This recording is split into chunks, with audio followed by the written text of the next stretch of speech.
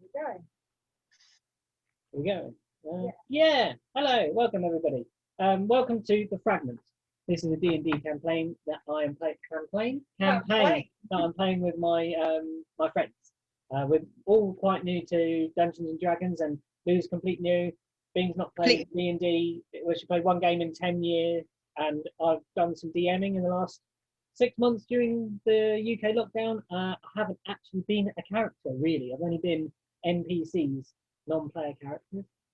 So I'm actually playing in my own campaign, which is sometimes sort of a bit unorthodox because I know the story, but I'm going to play in character and behave as a character that I've created. So, like I said, we have Louise down, and she is playing the character of Serial. Yeah, and we have Beanie playing the character of Gillian.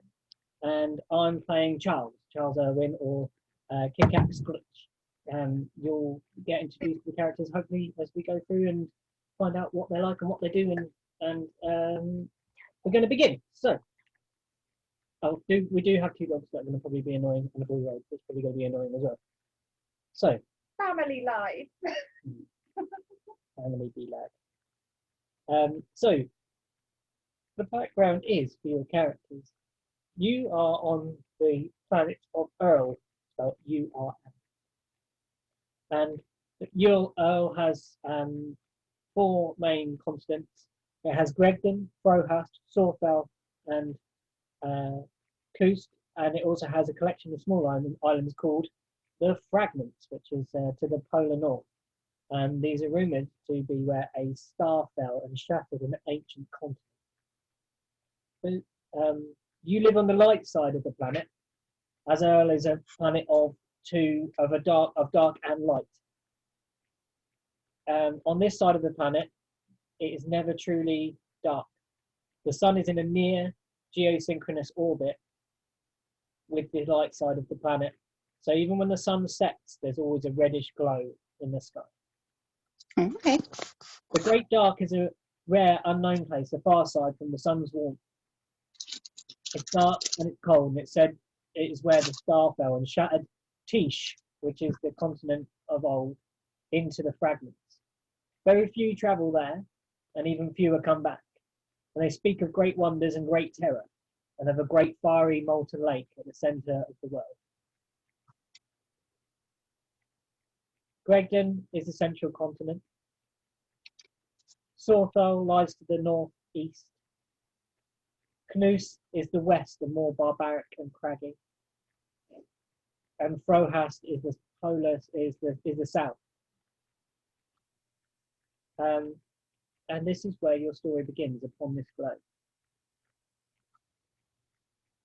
The wooden ceiling sways above you, and you're on your back, staring up at it, Killian.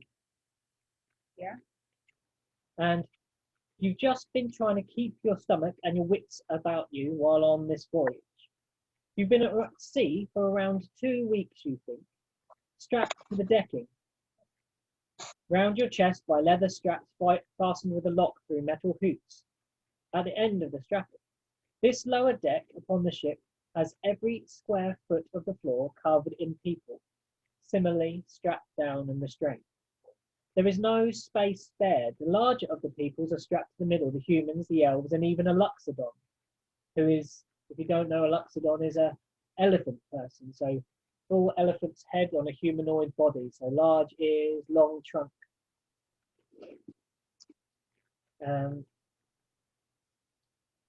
And he lays nearby you, weeping. Near the edges are the smaller folk, strapped. Dwarves with looks of stoic determination, halflings with looking lost and shell-shocked. And as the bodies reach out to the edges, the smallest folk are kept. The gnomes, strapped to one of the rafters, is a bottle swinging to and fro gently, and inside it is a rather disgruntled-looking sprite. Its body image warped and deformed by the green glasses of the bottle as it paces round the inside of the bottle. In the prow of the ship, there is a cage built for people not strapped down. This is where they keep the women, the females. not similarly restrained by the heavy strapping and chains, but dressed still as you are in tatters, filthy and starving, but given a slight more amount of freedom as not to damage the product, as the captain keeps sedating, even though they suffer the abuse of his first mate. Captain Ricario and his first mate Gegme, or the Weasel, as you and your fellow slaves have come to know him, rule this ship brutally, dealing out harsh punishments for anyone who dare question their authority. They are free men. The rest of the ship's complements is made up of slaves. You can tell from the brands they wear on their forearms, with several different marks of ownership. Your brand still stings on your arms. It's healing nicely and not infected at all as the Weasel simpers at you. The slaves appear loyal under Ricario.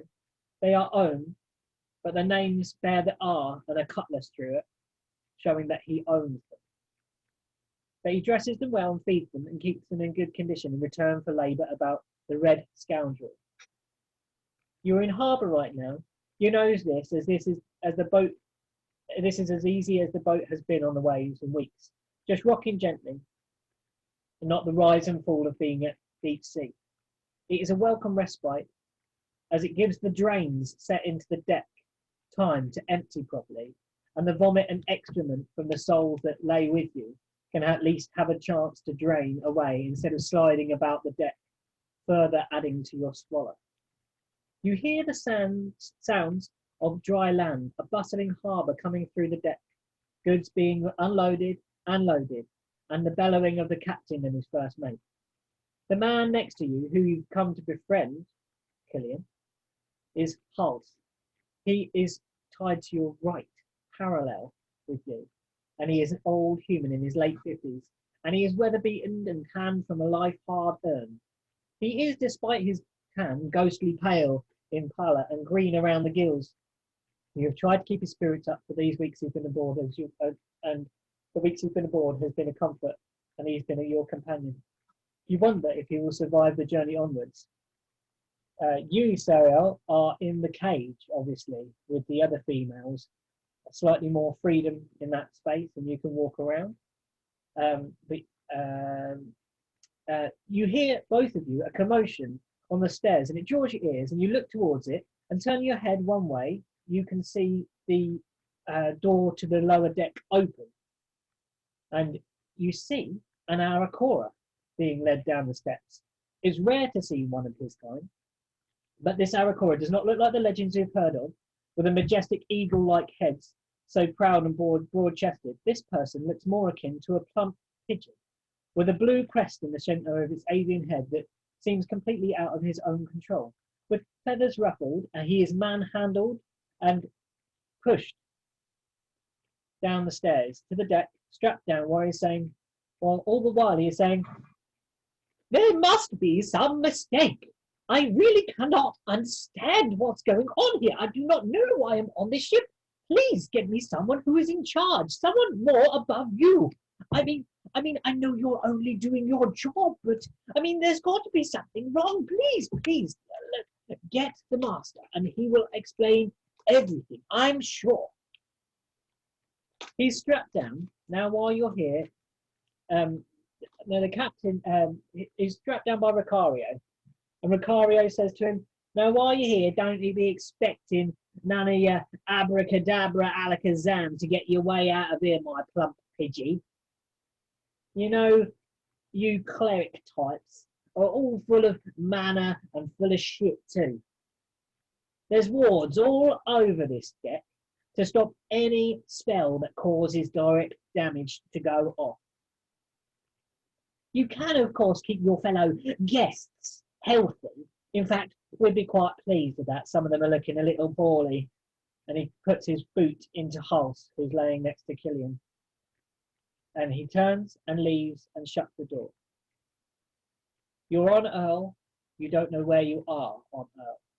You're strapped to the deck of a slaver ship. What do? You perceive the door swings back open. Gegme hasn't locked the door.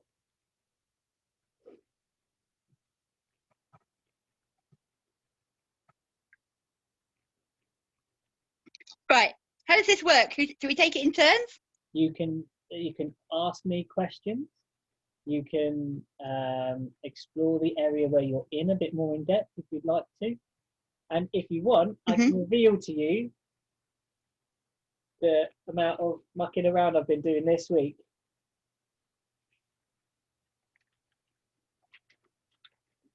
Oh, wow.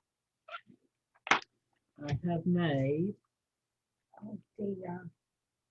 This is what you've been doing while I've been on school then. You said you wanted to do the school run. I had some watercolours. Is this what you've been painting? I saw like the thing earlier on about you painting something. Yeah. So this is your deck that you are within. Oh, I can't see it. Ooh. Trying to get it higher. Maybe I can put this on something. Let's get a box. Make that bigger. You change the view from gallery to something else. There we are. That's it. Oh, there we are. So now I've made you some tokens up to represent where we are on the deck as well. Can you make out the Okay. There's slight squares on there as well. Or can you not see that? Yeah. Not really. Okay. They're just for the purposes of movement around the deck. Okay. Where are you, Saria? Yeah, you're in here. So basically the width of a token is about 5 feet. So if you look at your character, you'll have a movement amount that you can move. And I'm going to put this token in to represent your friend, Killian. So that's your. And that's me in the separate hole in like the inside bit, yeah. Behind this fence line here. Yeah. But is that where the door is open? The door to upstairs, the upper decks is just here. So you kind of come out round. You have across the front of you is metal bars. There is a sturdy steel gate here with a lock upon it. Uh-huh. There are several hay beds in that space with you, and a bucket that is used for making toilet in. Making toilet in. Okay. Yeah. There's 2 large windows along the side of the boat that are letting in light. And the passageways here are the drains for the effluent of the people who are strapped down. Right, so is this like the front of the boat? Yeah, that's the sprout. So where's the character that was next to me? Here, you're strapped down in between. You're strapped this way. Feet are facing towards the starboard side. Who's on my right? That's my left. And that's one face down. No, you can look at your legs are this way, so your legs are facing this way. Right. And you said the whole place is warded. The whole place is warded from any damage spells. Ah, okay. Anyone that cause direct damage, you cannot cast in this place. Okay. That changes things then. I roll over and as Charles and say, hello, name's Charles. How are you doing? How do you do? This is rather embarrassing, really. I shouldn't really be here. Trying to think. Oh, I do beg your pardon. Your friend here looks rather unwell. He looks a bit sickly. Is he all right? I'll come to that in a second. I do beg your pardon. Oh, wait, how do I do something? Oh, I just swapped. So Do I have to be in the vicinity to be able to help people that are unwell? It depends how your Or am I... It depends how your spell works. Which spell are you looking at casting?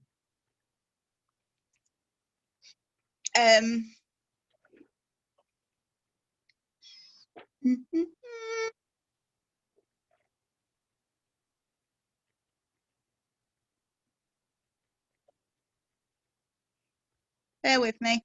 That's all right.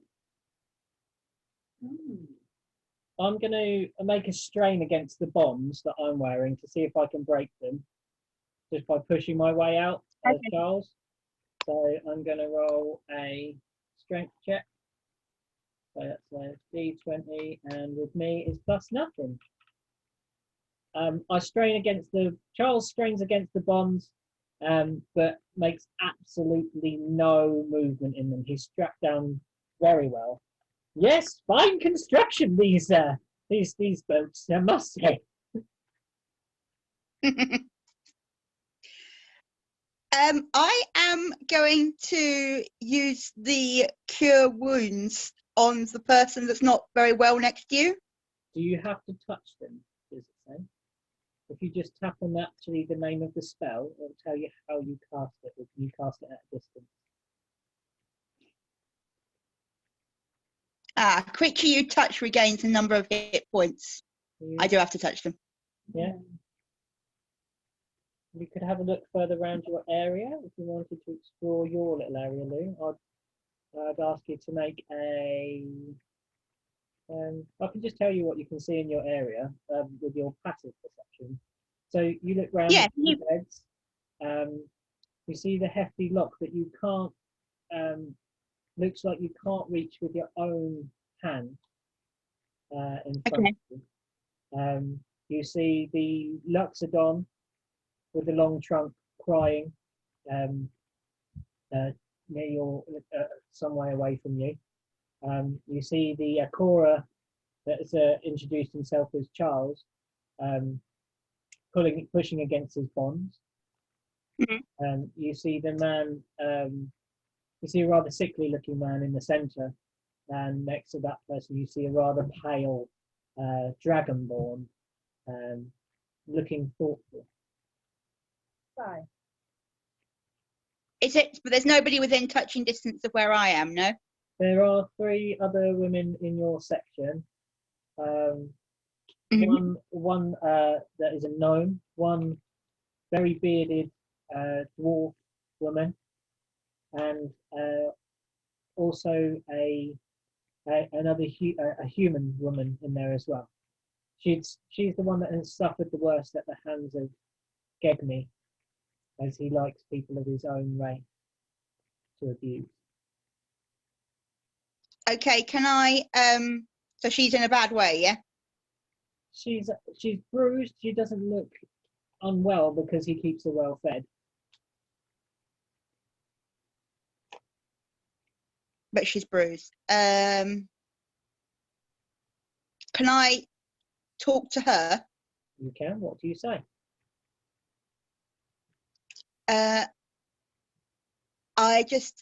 I'm going to ask her where she's come from and how long she's been on the ship. She raises her heavy lidded eyes to you. You can see that she's tired from the journey. She's been on here about 2 weeks as well, possibly longer, because she was in the cell when you were introduced to the caged area. She says she's from the capital city of Drosk, which is on the continent of Gregden. So it's the major trading, major center for capital and money, and yeah, it's like a capital city. You would expect great buildings, cathedrals and churches, and commerce galore all around the city center. She was on the streets, had a daughter of 4, one of 4 daughters, sorry, and she was pulled off the streets for soliciting. and sent to Right.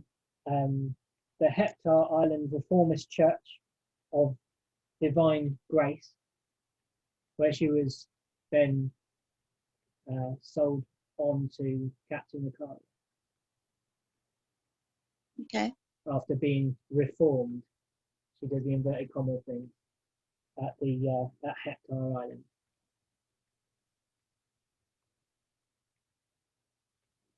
So I can't cause anything that's going to make damage. Correct.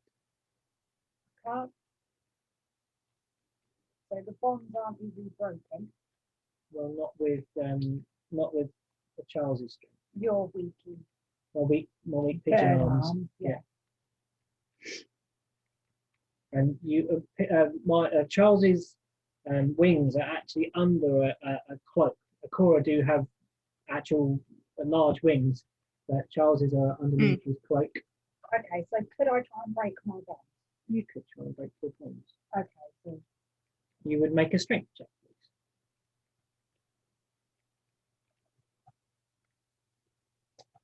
Is that a natural one? Your bonds do not break. yeah, I'm not surprised with that. That was I can't see anything in the roll thingy. you're I fine. can just see your picture again.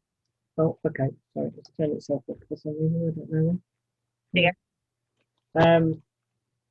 why. I'm going to make an investigation check of the room around me.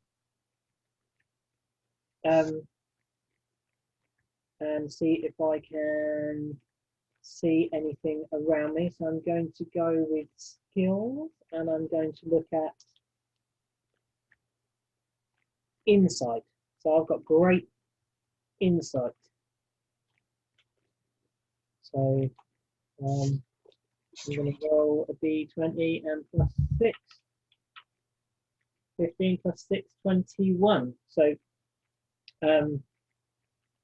I noticed to my the Weeping Luxodon, as his trunk lays across the floor, it is unrestrained.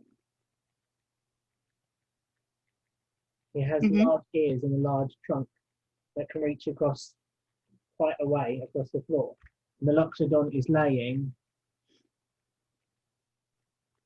here.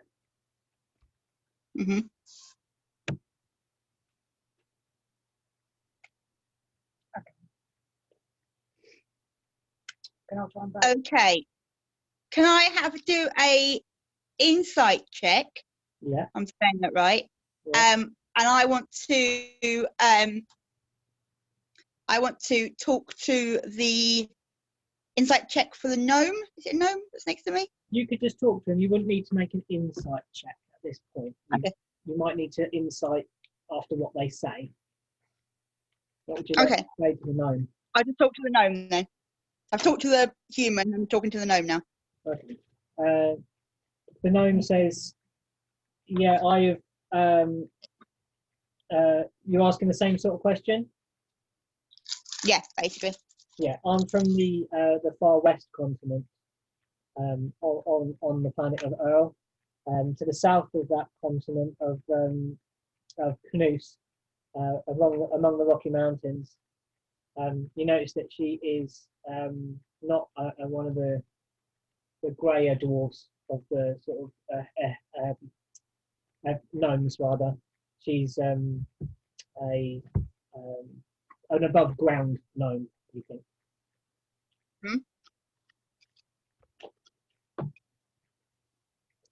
She says, "My people are great inventors, machines and gadgets. That's what us gnomes are famous for. Always tinkering, always making." Okay.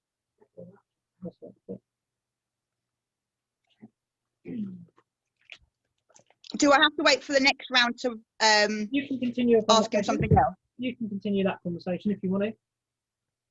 Yeah. Yeah. Okay, so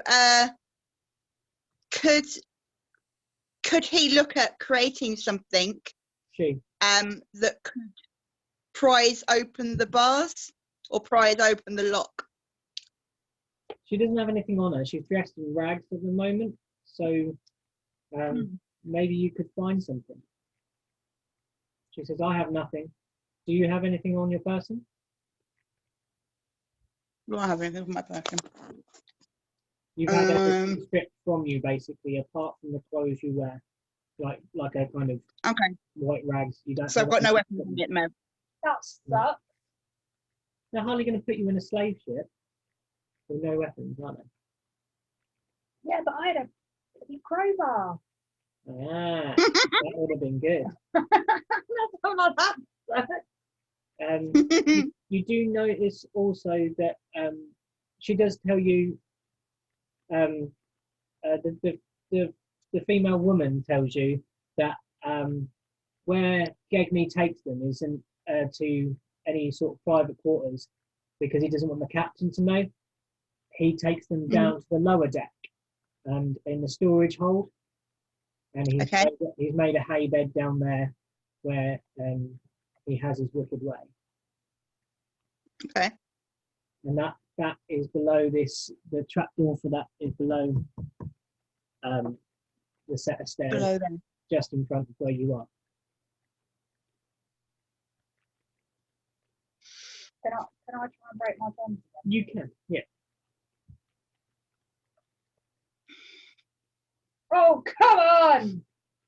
Your bonds creak and move slightly. They come away slightly from the floor, but don't break. The leather straps around you don't break. Okay, so You can roll onto your side now, to one side. okay. Can I do You can. Can I have a look at that? Like from where I am, just trying to see if there's anything else. Make an investigation check. This one.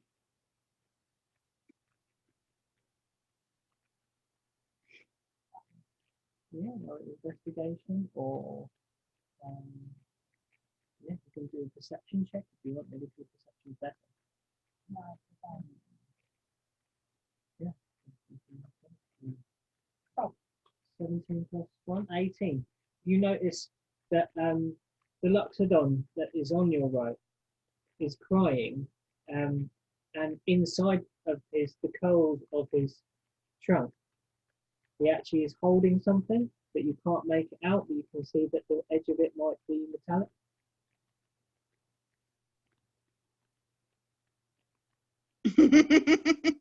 Bean space. The child rumbling. okay. Can I do a perception check, please, for the rest of the room? You with your passive perception, you can see the room quite well. Okay. You wouldn't need to make it that. You could, however, maybe investigate the area that you're in to see if there's anything around you. Any part of the room you want to investigate? Yeah. Okay. Make an investigation check, then, please. So you go to your skills page and then investigation. I'm rolling the dice. It's next to investigation. Yeah. It's very, very slowly rolling around the screen. Well, mine was doing the same earlier, so I've got a separate app for dice rolling. Oh, it's saying 18 plus 2 equals 20. Ah, fantastic! So that's a really good score on a check. Obviously, 20 is the best that you can do on your dice. If you get a 20, that basically means you see everything perfectly clearly. But you 20 with a modifier is a really good score. So you look around the room and you notice that there is a handle on the bucket that is full of urine and feces, but the handle isn't welded to it. It's one of those handles that moves like this, and it's just poked through the side with another piece of metal. So I am going to take the handle off the bucket. Okay, make a strength check.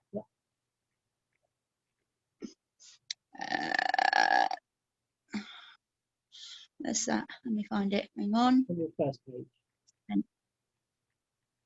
Strength. Ah, there. It's one of your main abilities, that one. It's all right. I found it. Cool. I've got a very slow dice again. That's all right. Oh. Are you doing it on your laptop or on your phone? Oh, you're streaming on your phone, aren't you? Yeah, I'm streaming on my phone, so I'm doing everything on my laptop. Yeah, mine was the same. It was like super like. I've got my little Kindle tablet beside me with a different to roll dice because it's too slow on the computer. I got 19. Woo! Oh, you ripped that handle off. You bend it straight out of the bucket and actually managed not to spill one drop of poo or pee on your toes, as you do say. Hey! So if you poo this feet, what are you going to do with your now piece of metal? Right. I am going to use it to try and prise some of the bars apart. Some of the Bars. bars. You put it in the bars and it just flexes because it was easy enough for you to pull it out of the bucket. Oh, okay. With the bars of sterner stuff. What was it doing now? It had a frog, a pony, and a tiara in her bed. And 3 books. So, yeah. You know, I said, oh, why not? Okay, what do you do now? Right, so you've moved yourself. You've looked at the Luxodon and looked at classing something in his. okay. So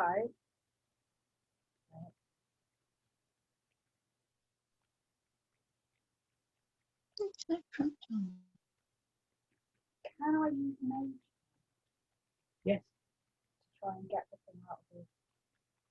he's near enough to reach. You wouldn't need to use it. He's right next to you. Yeah, but my hands are still bound. Okay. Yeah. Yeah. But he's holding it. So he could pass it to me. Or I could stretch out my talons. You could talk to the guy and see what it is. No, I just Okay, yeah, you can cast you Mage know Hand. I don't deal well with people. Okay, yeah, cast Mage Hand if you wish. It's I don't like people. It's non-destructive spell, so describe what Yeah. Mage Hand does. Click it and tell everybody and tell me what Mage Hand does. So a spectral moting. Yeah, spectral moting. Yeah. So what? A spectral floating. what are you doing? Mage hand. So a spectral. A what? Mage Hand. Mage hand. What's a mage hand? A spectral floating hand appears at the point you choose within range. The hand lasts for the duration or until you dismiss it as an action. You can use your action to control the hand. You can use the hand to manipulate an object, open an unlocked door or container, stow or retrieve an item from an open container, or pour the contents out of a vial. You can move with the hand up to 30 feet each time you use it. Okay. So I'm going to take the thing out of this. So he's just right next to you. So you're going to try and grab the thing out of his hand. You do. He pulls it away. He's in tears. He blubs even more. The Luxodon is weeping at you now. Give me it back. Give that back. That's mine. It's the only thing I have left. Why would you take it from me? You turn it, and the Mage Hand does what? Is it bringing it back to you? Yeah, it brings it back. It turns to you, and it's a small metal brass frame, and inside is an etching of a female Loxodon. Yeah.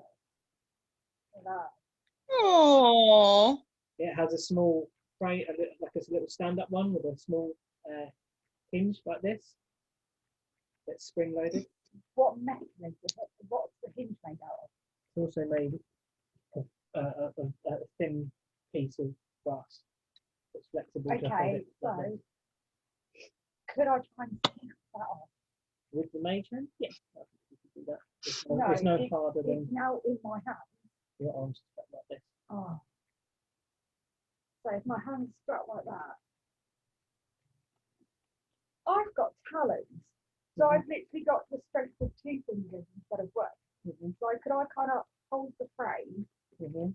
kind of there with the stand bit here and push it, try and break it? Yeah, you can have a go. Because I've got dragon strength. Go So on why then. not? I think a strength check then. Okay. Oh no, a dexterity check. Dexterity. Oh, come on. Dexterity check, because you're being dexterous with your hand. Strength or dex, whichever you want to do.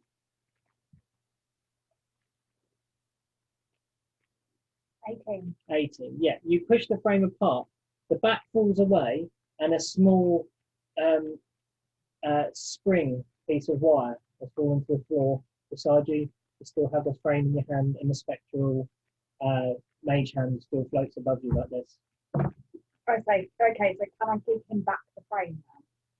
You can command your mage hand on your next turn to do so. Okay, What would you like to do, Lee? What would you like to do, Sarion? I would like to use the handle of the bucket to prise open the lock. Oh, what was that? Was that someone's phone vibrating? That's my phone vibrating. You're going to just have to ignore it. It'll ping. Also, It would fit inside the heavy lock.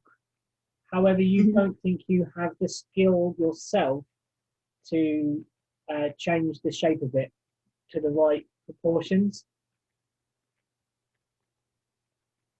You need. yeah. You what? Oh. What? You're dwarf!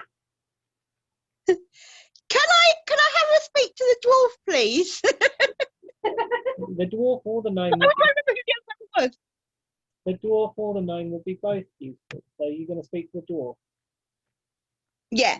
So the female dwarf is gruff and bearded, and you say, what are you saying? I want to ask her whether she can try and prise open the lock with the metal bar from the bucket. Are you gonna? What do you actually say then?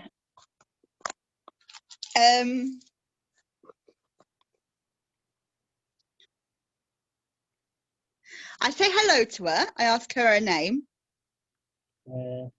Greg. She replies. The name's Greg.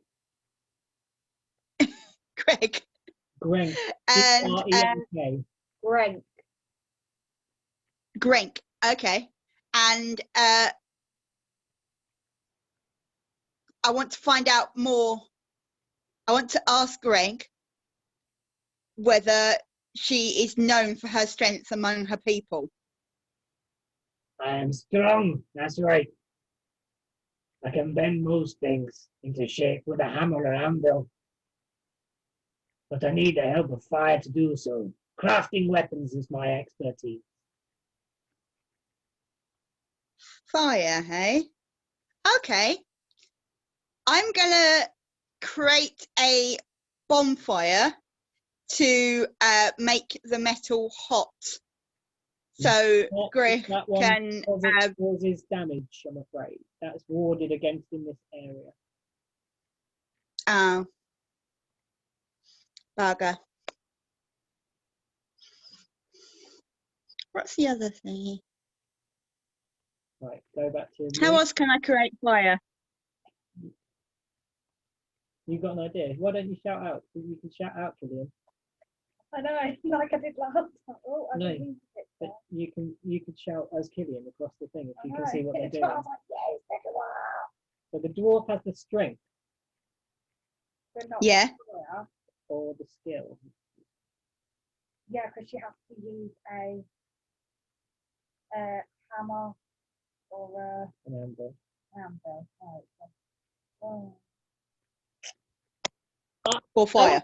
We can't use one. Charles has been watching this commotion go on, and is trying to comfort the Loxodon, but turns to his right and looks at you wielding a piece of bar, trying to bend it in the frame, and says, "What are you doing? Are you attempting a getaway?" Yes. I mean, surely you really shouldn't. You're criminals, you know. Like you have crimes against your name. You should jolly well stay there and do as you're told. I mean, we can't break out. What we they'll have our guts for garters. Okay. So he's not keen. So he's not going to help. He seems completely convinced that that all this will be explained later on. He seems completely adamant that he has done nothing wrong and that there'll be some sort of box wrong checked and he will get away Right. and won't be sold on as a slave.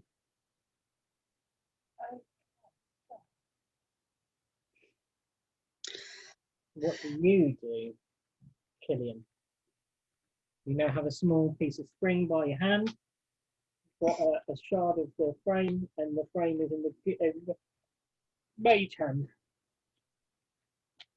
Right, so I've got the shard and the frame. The shard is by your hand within reach. You can reach the spring and you can reach the small piece of metal that comes off the back of it. Okay, so I can reach the stand and I can reach the frame. Yeah. And the frame is still in Mage Hand. Yes. Okay, so I give the frame back to the guy took it off. He says, "Thank you oh so much. She means so much to me. I miss her so." I don't care. I needed this. He's kind of I don't care. Right now, I don't care. I needed this. I got what I wanted. Now shit. Right.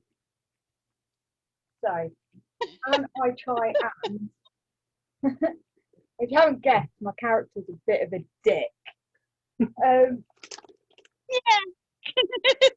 Can I try and pick up, because you said my arms are like strapped down to my thighs, yeah? So can I try and pick up the bit of metal in my mouth? Yeah, you've got one strap that you can roll. So I can pick it up in my mouth. Depends where the Mage Hand dropped it. Because the Mage Hand, you said it was within reach of my hand. of your hand. You can roll to your side, so you can do that. Why doesn't my character have my disability? Seriously, that would be easy. Okay, so okay then. Can I be able to reach it if I try and pick it up with my mouth? Can I pick it up in my hand and kind of toss it in the air and catch in my mouth?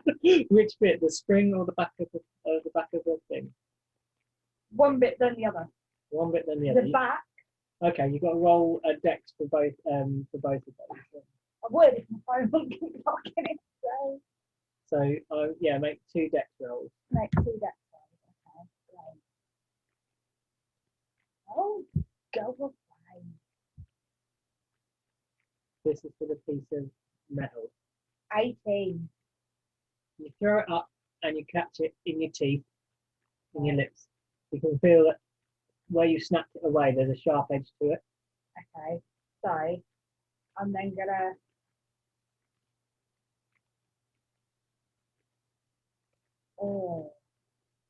back to Sario. Right. Can I ask the gnome next to me? Yeah. If she could find a way of helping us out of the cage with the metal bar. I've got the brains and she's got the brawn. I think we can do this together. Are we seriously making a break for this? Yes. Okay, just then, the door opens to upstairs, and Mhm. in walks not the captain nor Gegni. In walks two of the other members of the crew, who, if you remember, are also slaves, but under Recario's. He owns them, basically. Mhm. And you can tell that they are sort of dejected and disgusted in their demeanor, because they remember being almost like they remember in their eyes being where you are. Mhm. And they're just coming round and they're doing some checks. They're just looking at everyone's faces, making sure they're not dead. I dropped the thing out of my mouth and kept it. I've got a huge bit of sharp metal in my mouth. I ain't doing good. True, I am a dragon. It's quite easy Yeah, to you've fight. got a big, Yeah, you've got it's fine. large mandibles. I'm scarred up anyway. What Yeah. does it matter if I cut the inside of my face?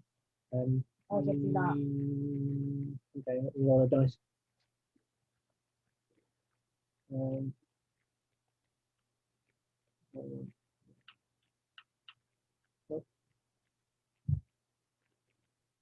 No.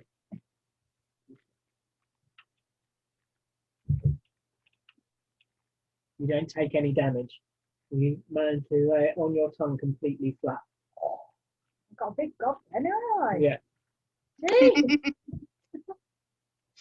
Okay. And they're going around. They're looking at the bar. They're looking into.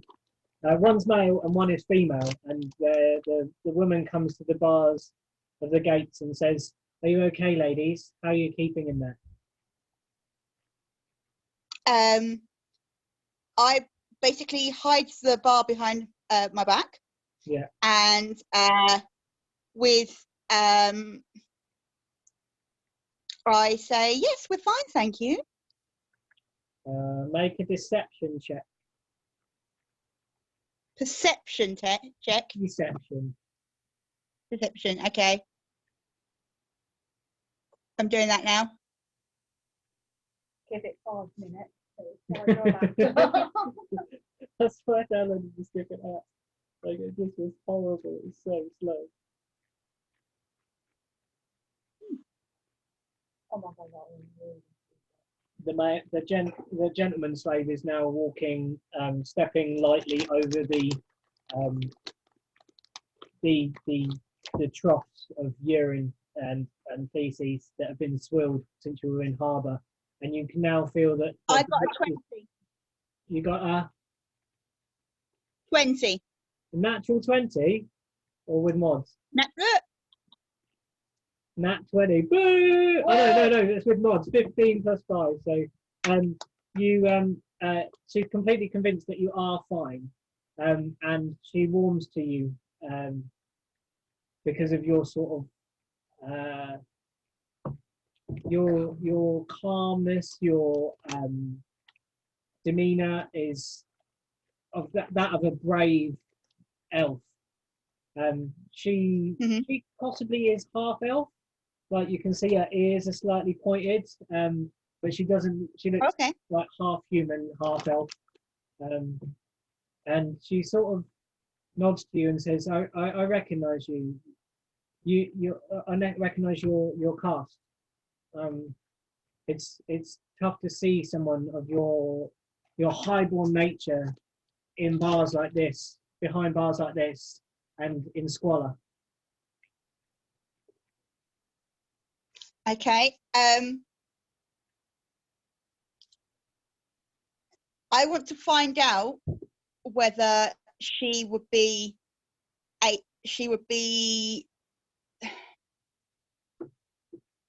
able to help us, but I want to know whether she's that's going to be a possibility, or whether she's more likely to turn against us.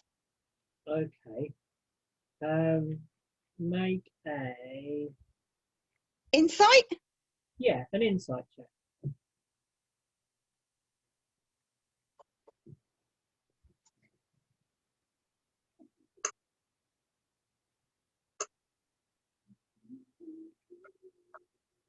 Come on, keep rolling. Keep. Oh, oh, oh.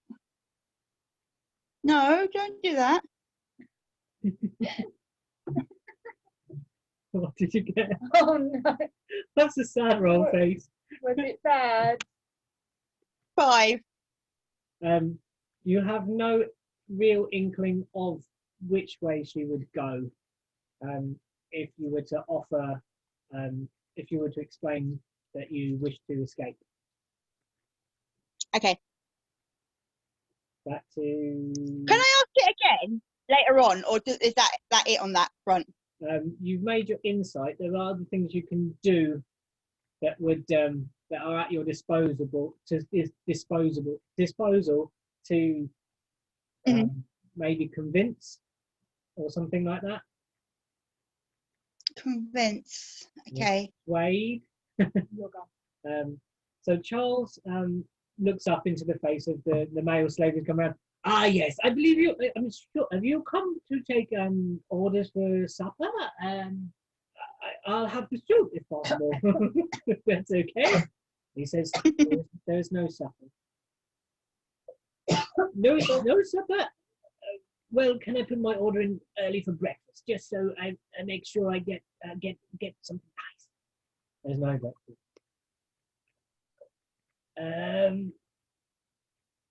Mate, just give up. Now, did you manage to get a hold of any of the paperwork? I mean, I haven't even seen what I'm accused of to be on board this godforsaken ship with these criminals. There is no paperwork. Well, you are. That's why you're here. You're on board the ship. You must be a criminal. You are so lucky, my hand. Well, I never. Well, look, good fellow. When you go upstairs, please have a word with your captain again for me.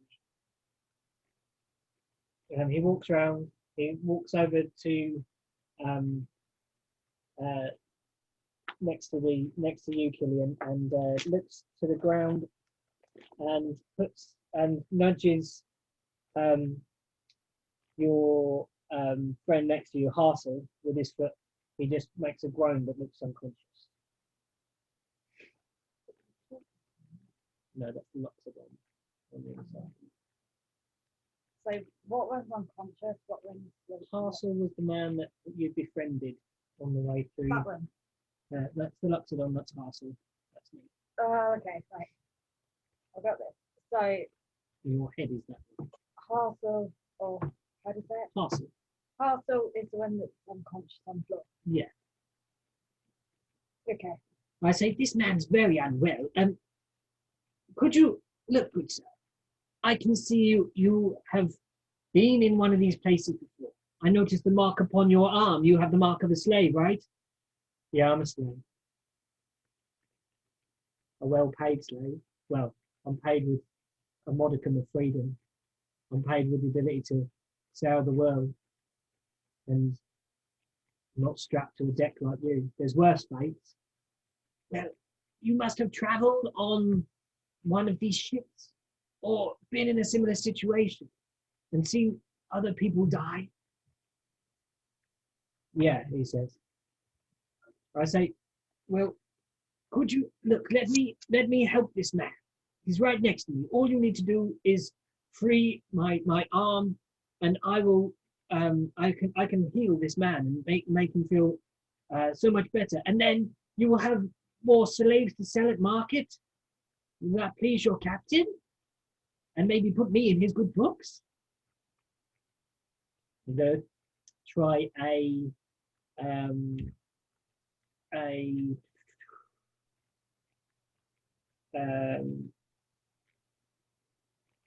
persuasion check. Yeah, that's what I want. Persuasion. So I'm going to persuade with a +4. The 14 + 2, 16. He's convinced. He releases part. I've got a 16 with my modifier, so 14 + 2.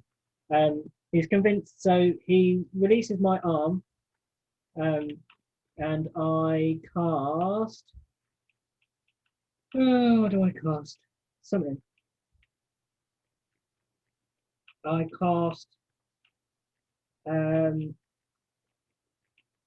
Cure Wounds on the guy Hassel. One D8. So Who's that? Which one are you curing? Hassel, the man that was struck down next to Killian on the deck, who had become sick during the journey of the last 2 weeks. Okay. He's this token here. There. Okay. I got 6, so he's gained 6 health, and he's starting to look a lot healthier, a lot better, and comes round from being unconscious, and just says and rolls over and looks at you and says, "Killian."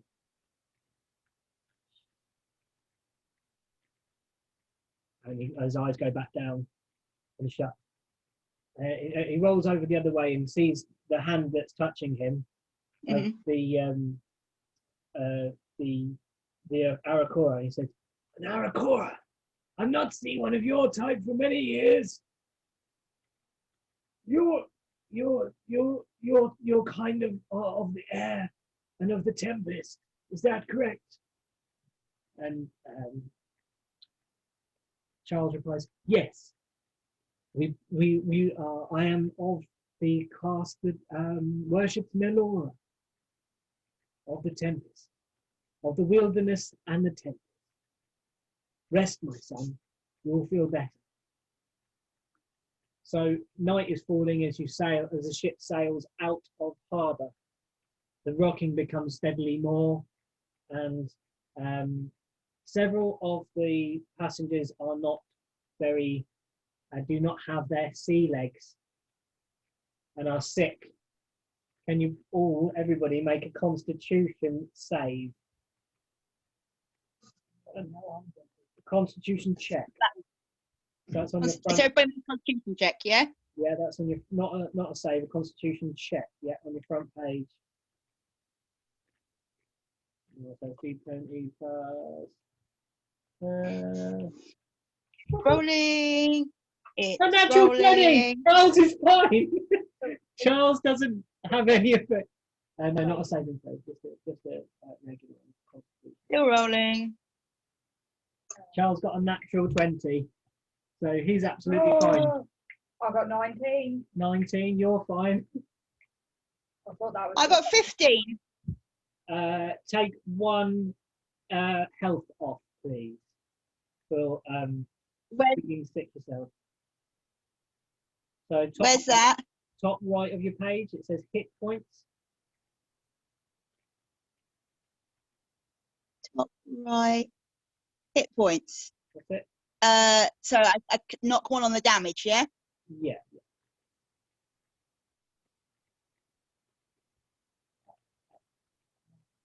I don't do anything. Oh, hey. Got it? Right, so I've got 6 now on the hit points, yeah? Oh, yeah. I didn't know what your maximum was actually. So were you a 7?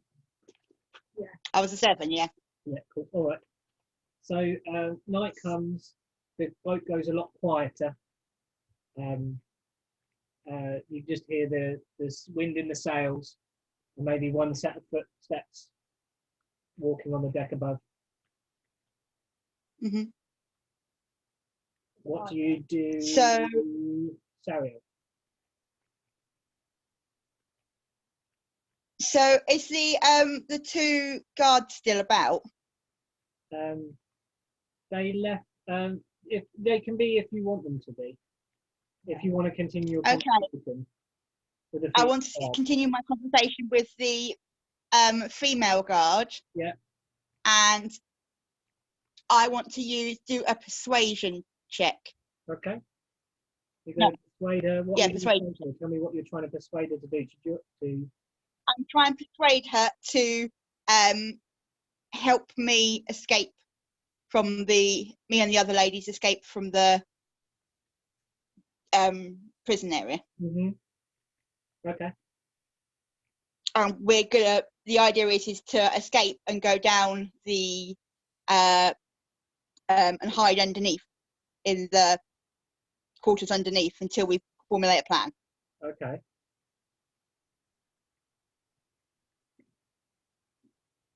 Have you rolled? I've lost it now. Hang on. Persuasion, there we are.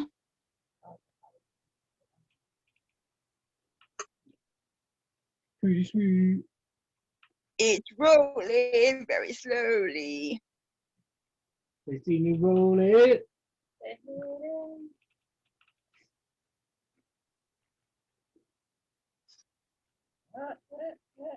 What are you doing to my thing?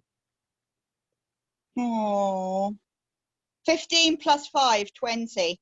Oh yeah, you convinced her. She's up for helping you. She said, there are 6 of us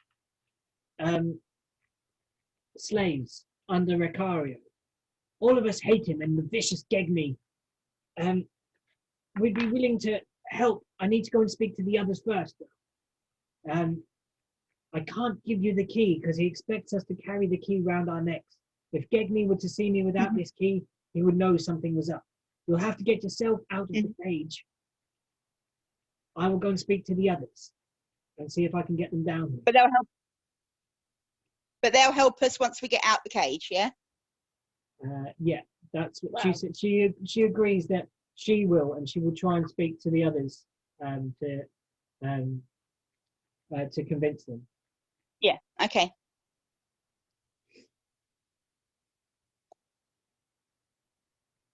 Okay, what do you do?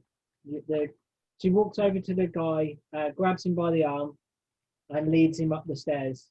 The one that was talking to Charles, and she does so. She does so promptly. She's left Charlie Boy's arm loose. Right. Ah. Boy, bird boy. I assume you were talking to me. Yeah. Take this. It's covered in whatever it is you have inside of your mouth. Cut it. Cut what precisely? Your hair? You don't have hair. Your scales and tenuous. My bonds, you idiot. Look, I've just put a good word in with Vicario. Just do it. But this is going to make it even worse for me.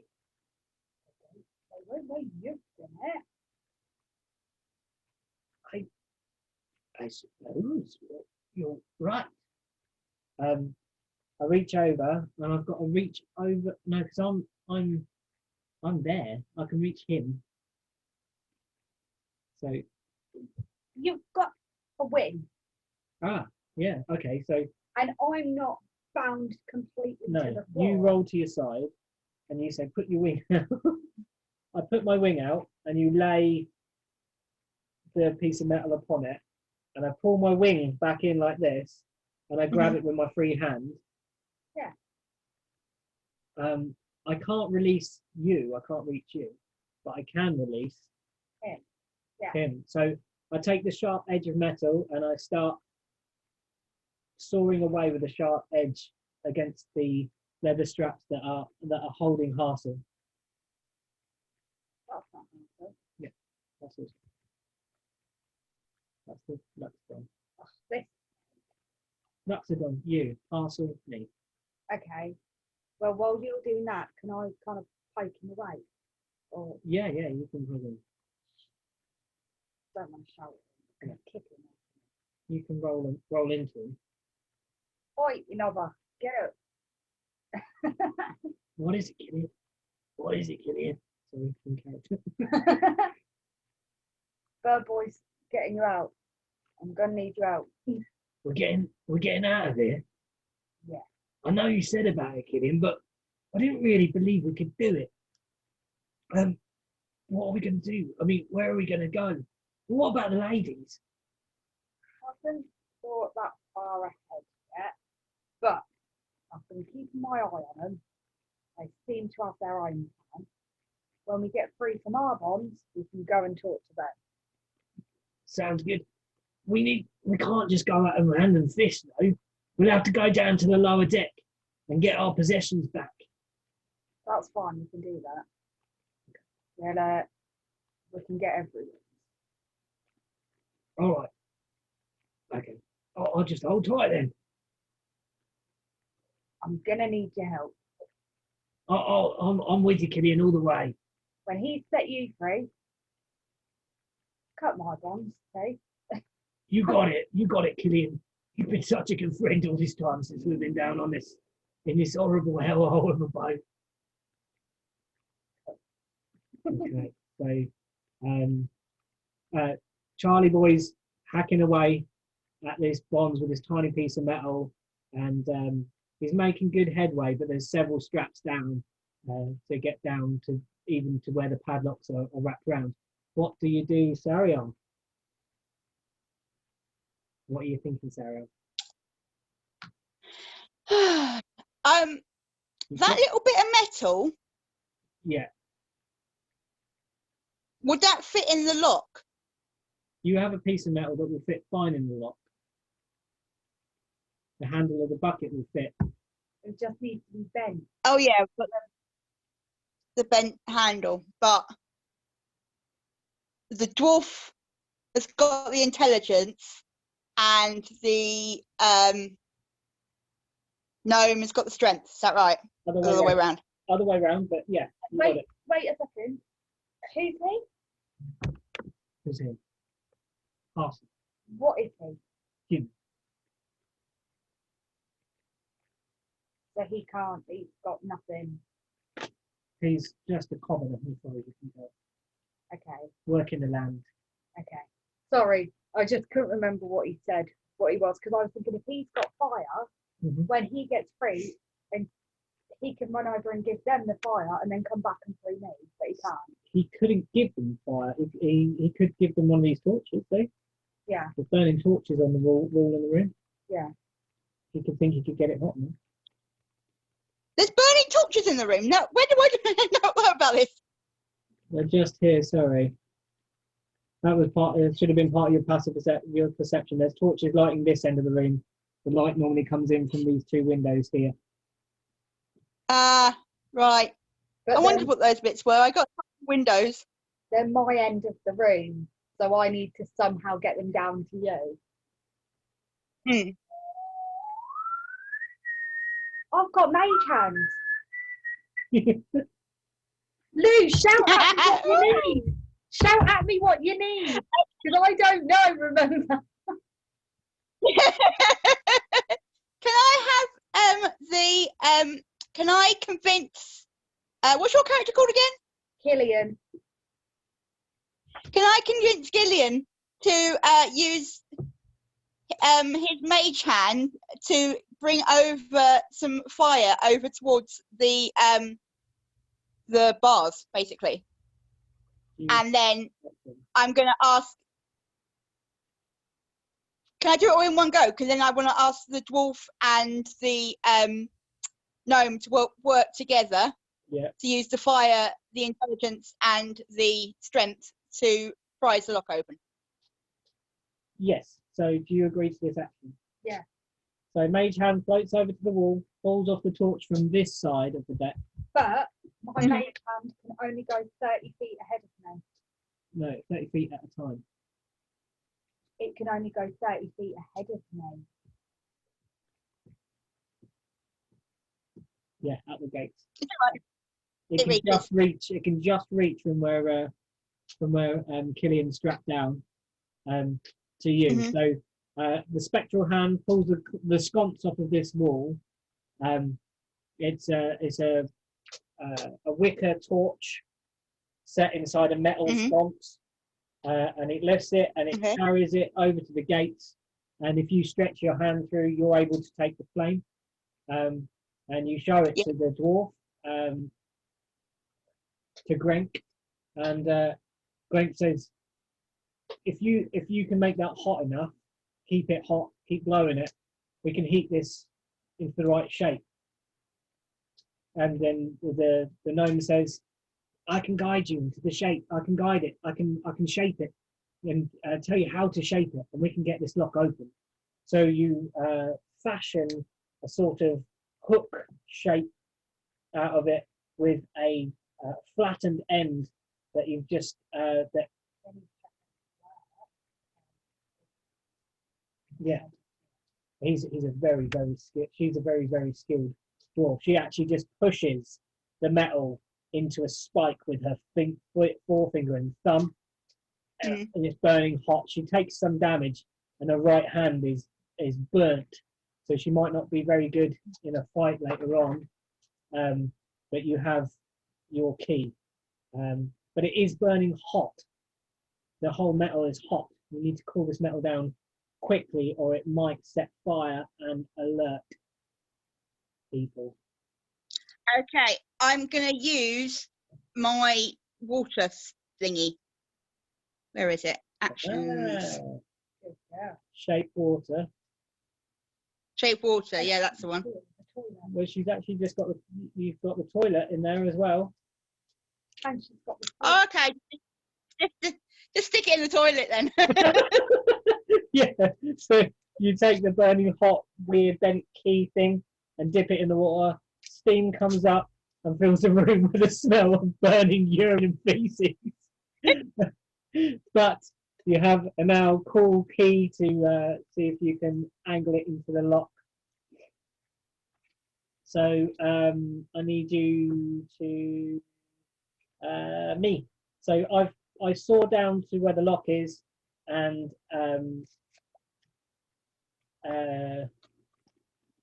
Parcel is free to his waist, and he can wiggle his way out and leave the rest of the bonds as sort of like a mummified leather straps where his legs were. He stands up and looks down at Killian and says, "What's next, boss?"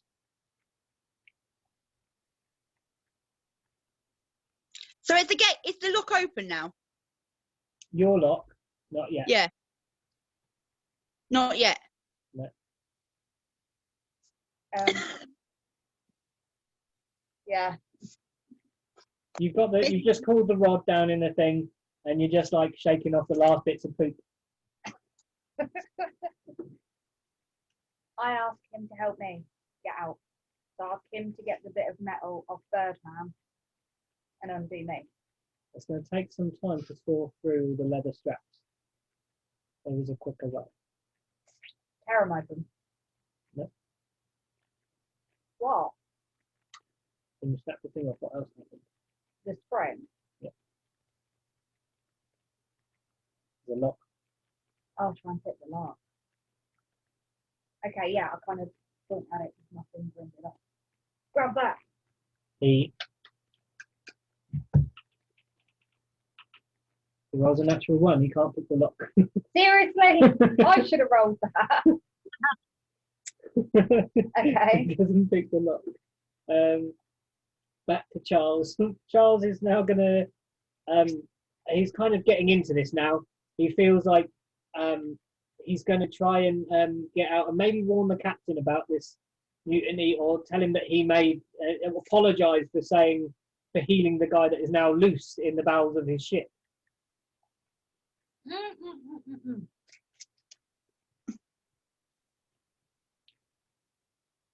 Right, You can make a perception check on him. Okay. He rolled a 19. Charles manages to break his other side bonds with the extra bit of his arm being free one side. He managed to loosen the top part, but he's still trying to wiggle out of the bonds that he's in. So what is it I need to do? Perception check? Yeah. Oh, 17.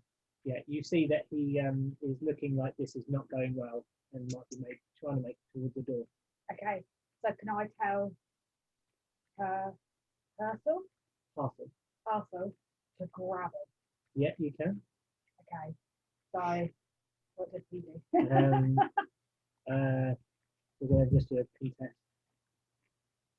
Going to roll 2d20, and one's going to be Harsel, and one's going to be Oh, stop. Who is it? My mum. Oops. Mum's ringing. So the 0 strength modifier. I don't know if a commoner gets a strength modifier. She's ringing again. Okay. Oh no, it's No. just my phone's locked. It just keeps. Hello. It doesn't seem to be. If this computer doesn't like it on this port for some reason. So it's 17 and 11. Right. Hold on, we'll have a break for a second because I've got to answer this. Hello. Okay. Yeah, I'm all right. I'm in the middle of a Dungeons and Dragons. Is your mum coming over now? Right. Oh. Okay. I thought you like, I'm in the middle of the Dungeons and Dragons going on. Okay, we'll see you in the morning. Nothing phases your mum now. No. It's kind of like, yeah. No. What do you mean now? Nothing ever phases his mum. I know, but even more so now. During Right, lockdown, I'll let you roll them, like, yeah. and we'll find out if Common has any. He's got 0 strength plus as well, so just a roll. Which one's which? Black is brown's your guy. Black, the other guy. 16 and a natural 20. He restrains him most definitely. Yeah! He jumped on top of the already sort of half prone Charles and sits on him. Over to My dragon's sitting on the bird. no. This is the human. The human sitting on the bed. Because Killian's still trapped inside because he couldn't pick the lock. So, over to you, Sariel. What are you doing? Gonna try your thing in the lock? I'm going to try my new key in the lock. Okay, do a dexterity check for me, please.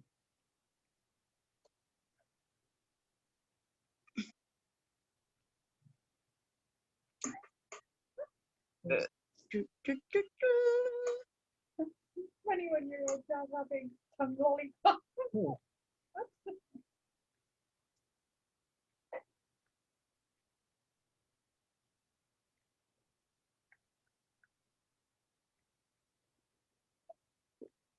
I've got 10 plus 2, 12.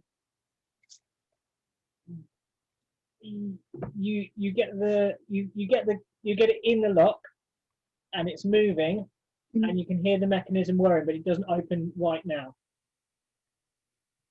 Okay. You feel like it's going to go any minute. Yeah, you'll go.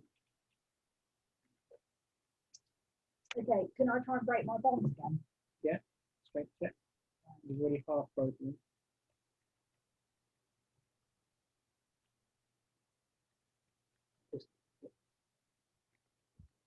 Oh. I didn't know you could do that. Okay. If you've got to go a long way, it's just one way. For 10, the bonds don't shift any more than they did last time. Down the stairs, dun, dun, dun, dun, dun, comes 4 of the 6 slaves that you've seen aboard the boat. She's managed to convince 4 of the 6 to join you and help you out. So that's a percentage. So there's now 2 other slaves, Gegme and the captain, left aboard the boat. 2 that are still probably hostile towards you escaping. Charles is going to try and shake off with disadvantage the Harsel who's sitting on top of him. Take forever. Right, so D20 and then 2 rolls. Have to roll it twice and hit the worst one. Oh, brilliant. So a 6 and a 7. 17. Oh yeah, so the 6. Yeah, so he got a 6 with the disadvantage. He doesn't shift Harsel off him. Stay still, Pidgey boy. Says Martin says. That's why they're fine. Okay, back to Sario. See what you're doing. I'm going to try the key again. Okay, I think you should make a acrobatics check because you're going to try and put your arm. If you put your arm out at a more defined angle, you might be able to bust this lock. He's already done it. Okay, I'm going to do an acrobatic check then. Yeah, you're going to sort of contort your arm like an acrobat would. Yeah. Yeah. Yeah. Oh, very, very slowly rolling. Still very slowly rolling. 16 plus 2, 18. Yeah, the lock snaps open. You and your the dwarf, the gnome, and the human are able to exit the cell. Back to you. Okay. Hold on, Right. Killian's go. I was going to go, sorry. So my guy's currently sat on Bird Boy. Yeah, and I'm just struggling like this. Will you get off? You smell disgusting. You literally smell like you soiled yourself. I have plenty of times. I've been strapped here for 2 weeks. Wow. So Bird Boy's now got a shit pants on him. The women have escaped. Yeah. Well, they've opened the door. They've opened the gate. They can stand outside of it. Okay. So They can see the trap to the left of them underneath these stairs that leads to the lower deck. Oh, let me put that. You wake it up again, it's sleep. Yeah. You're standing about here by the gate. You've got the gutters of urine going around here. Underneath this set of stairs is where you can see the. Why does this keep locking and locking? because you're. I think yes. Oh, maybe that's it. Yeah, hold on. There we go. Underneath these stairs is where you can see the trap that goes down to the lower deck.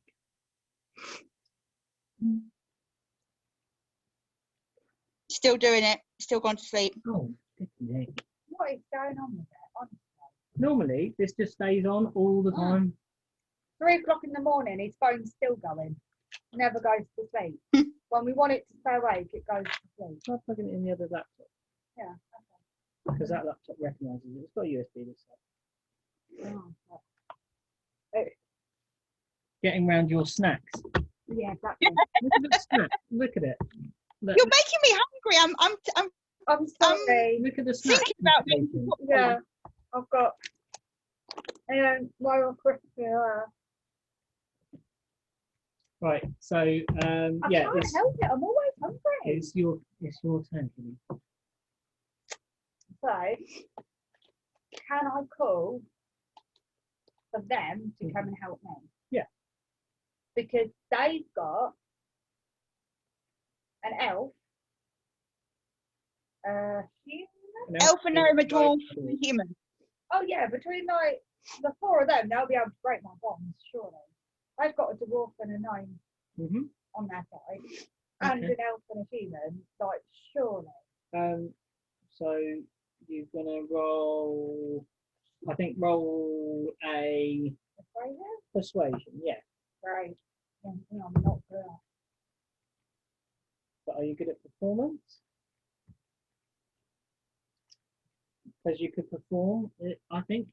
You could say, I will lead you to victory or something like that. Maybe you could. Yeah. Right. Persuasion. Yeah, persuasion or performance. Yeah. You know both. No, I haven't. Okay, so what was that? Was that persuasion or performance? Persuasion. You can't persuade them. What if I did like a rallying cry?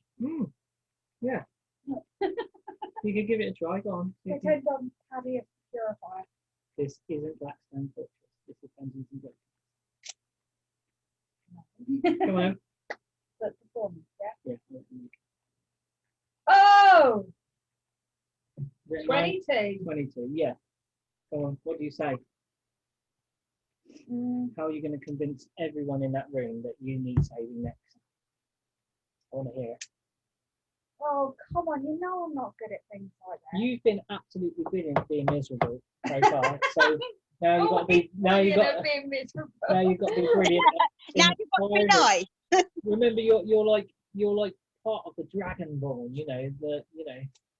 Yeah, but I'm also a giant dick.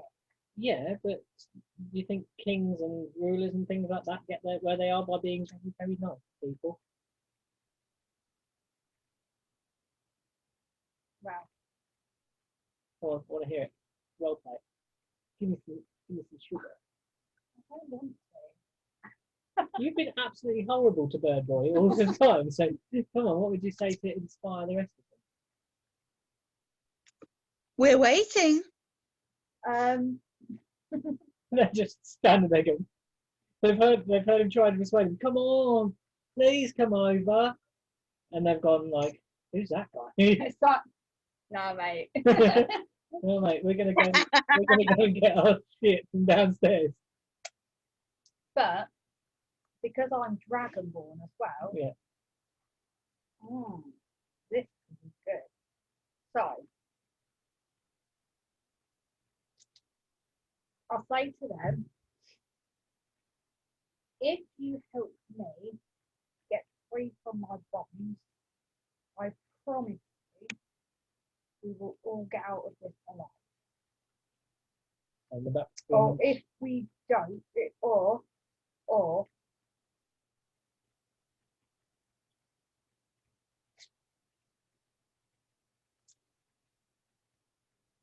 if anybody needs to say no. remember what your character trait. Oh, What is this? Hasn't he got that one like I won't leave anyone behind? Yeah. So yeah. yeah. So is that what he's doing? He's basically saying, Yeah, it's literally either we're all getting out of this or none of us are. yeah. Okay. So he's like, Because you need me.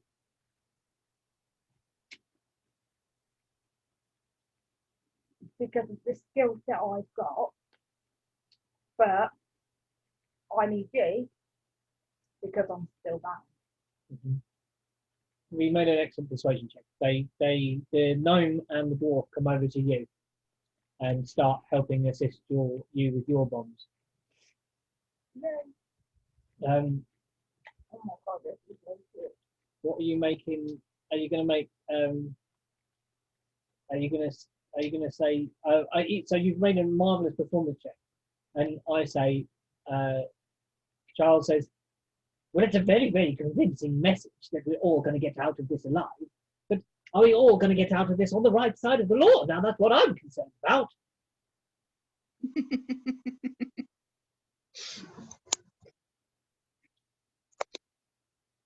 I'm still struggling against Harsel. I'm going to try and escape Harsel again. So, I still don't get out from under Harsel. No. I'm still... That was only one. You need to do it again. Oh yeah, with this in mind.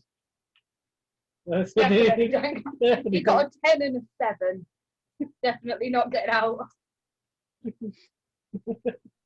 just this big fat pigeon stuck underneath this man covered in shit. It makes a difference than like a big fat man being stuck under a pigeon that's covered in shit. Yeah. I mean, either way, it just looked like he was like trying to hatch a human. like trying to hatch a human. So over to you, Saria. Where are you going? What are you doing? I'm thinking. So we're all out. We're gonna us four. I'm gonna go down to lower deck, and we're gonna get our items, our possessions. But they've now come and freed me, so I'm going as well. So we're all going to go down apart from Whoever's sitting on me. Yeah, I tell Yeah. you to keep sitting on Birdman, and because you've come over and freed me, we all go down. You all go down together, yeah. Yeah, Okay. because if we're getting everybody's belongings, hmm there's a fair few packs, and the 4 of you may not be able to carry everybody. Yep. So we all need to bring everything upstairs. That's my thinking. Okay. Do you free the Luxodon? Oh, we've got another picture. Has anyone freed the Luxodon? Yeah, I did. So Okay. Cool. So the Luxodon's quite strong because he's an elephant man, and you gave him back his picture, so he's yeah, with you. You come downstairs He's happy. into the lower area, and you can see some food supplies at one end. This end of in the very nose is where Gegme set up his bed, his impromptu bed. You see some crates, tall crates with unnamed products in them, and you see a dark cage. In the crates back here is the ones you suspect. These 3 crates is where you suspect to be your possessions. Are they open, or can we just? Do we have to open them? They are at the moment. They've got the lids are shut. So Make a. Have you got dark vision?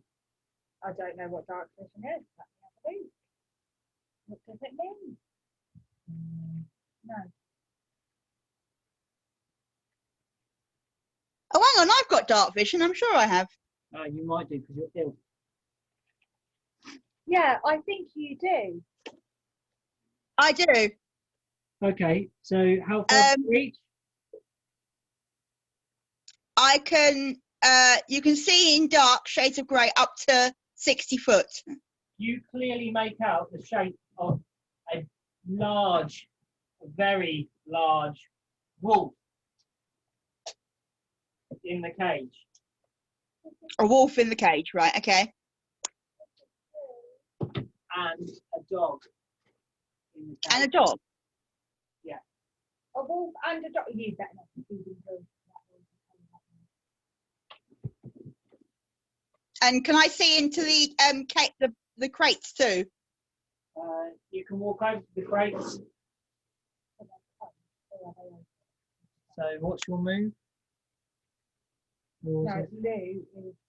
You're going to go over to the crates, Luke? Yeah. Are you going to tell anybody about you're going to tell the other guys with you what you see? Oh, I'm gonna I'm gonna tell everybody that they're in the cage. There is a wolf and a big dog. But we're more interested in getting our stuff first before we take on those 2.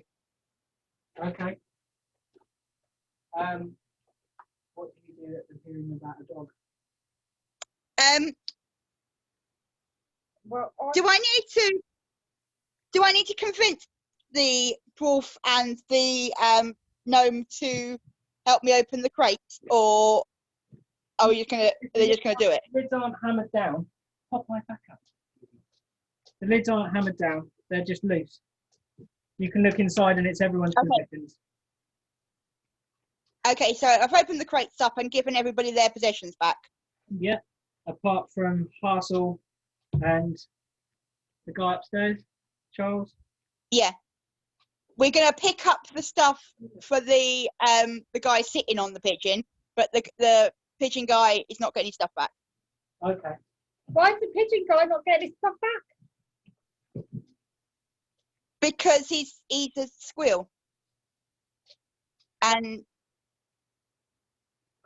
Yeah. we think he might.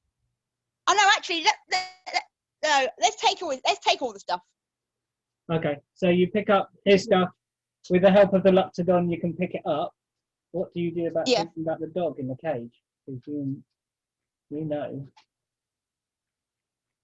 something about that dog, don't you?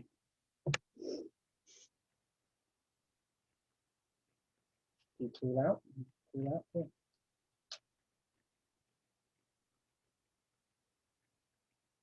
Ask the elf what you're doing. Yeah. What are the dog and the wolf doing in the cage? What do your elf eyes see? He's asking you. So you see that the dog and the wolf are comfortable.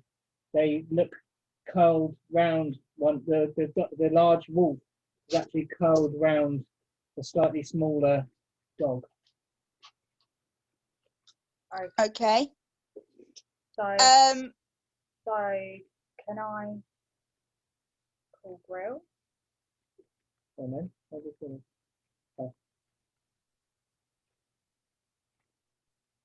So he's a bit of a dick, so he's do it in a dickish way, or does he go really soft? Oh no, wait a minute. You don't really know it's the other person. Oh, It's the other person. It'd be good if they both had a go. but does he know Grills because it's her dog? No, she's nothing like with a spray. Okay, so It might not be Grills. I don't know. So we've gone a bit out of character here. Yeah, sorry, trying to figure out what character knows what, because we've got a couple of games going on. I'm like, oh. So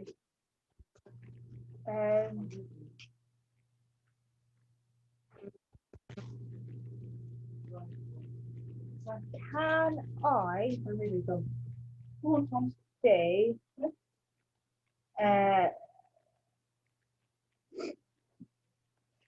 can I approach the animal?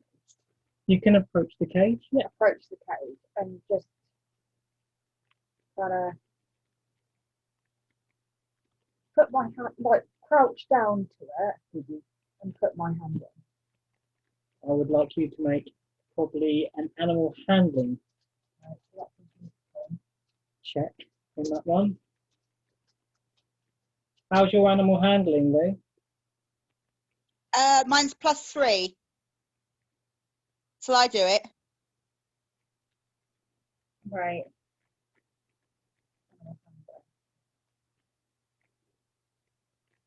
Hello. Ask me about animal handling, and then the cat came over. Very good. It's very good. Cat. Sorry, games +1 cat. 19. 19. Yeah. The dog walks over and licks your hand, and the dog, the wolf sort of follows suit. You can just feel the wet lapping on your hand, and you feel the hot breath of the wolf on your face. Yeah, so I can't see them, I can just feel them. Yeah. Okay. Can I give them scritches? Yeah, you can. You reach up, you reach in, and you twist the dog's ears, and you feel a wet snout and teeth push against your hand to ride underneath yours and sort of push away your hand from fussing the dog, and to rise up this huge snout that is bigger than your palm, and your 3 fingers slide up scales through coarse fur into a pair of large pointed ears that are down and back, but soft, not stiff or tension in the. So I'm literally giving a direwolf scritches. Yeah. Cool, why not? In the dark. In the dark, I can't see them, but that's what I'm doing. It's like every night in our bed with the dogs. Yeah. Like can't see them. Oh. Yeah. Here's our direwolf. Big. Oh. I know. You've had it, didn't you? You've had it. You can remember time. You've had it. Oh, your dog's come over a bit all cute. My cat looked at me and she literally went, oh, and then wandered off. Yeah, Popeye's just like, love me. Okay, Like, it's like, let's go whatever. to Sariel. And let's go back to Charlie Boy. Charlie Boy's still stuck underneath. He's going to try and his strength again and throw off Harsel. 12. No, still not You out. get 2. I'll get 2, yeah. So 12 would be over his strength. 16. Yeah, there's a strength for strength. There's strength 10, I believe. He manages to push Parcel to the ground, and he wriggles the rest of the way out of his bonds, and runs to the top of the stairs on the other floor, and comes downstairs to where you guys are. And hears a growling, and you feel the dire wolf vibrate under your hand. Right. And he stops in his tracks in the darkness. I don't think he's got anything like dark vision. So Wolfie, don't not bird boy. It's not where- I don't think any of us like bird boy at the minute. So, you know. Yeah, see? Even the elf's shaking her head. None of us like you, bird boy. Well, what are you doing here?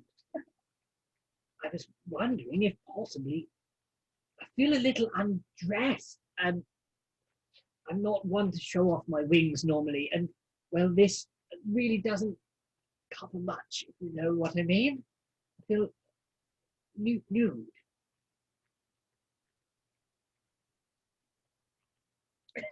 Right, I'm Bird Boy. Yeah. The name is Charles, if you will, or Charles. Charles, sorry, Charles. Charles, hello. Hi. Can we convince you to not report us to the captain if we give you back your possessions? We Well- currently have your possessions from the crate, and we'll give them back to you if you agree to not report us to the captain. Your possessions, including your clothes. Yes. I'm not sure. What would? Why wouldn't I speak to the captain?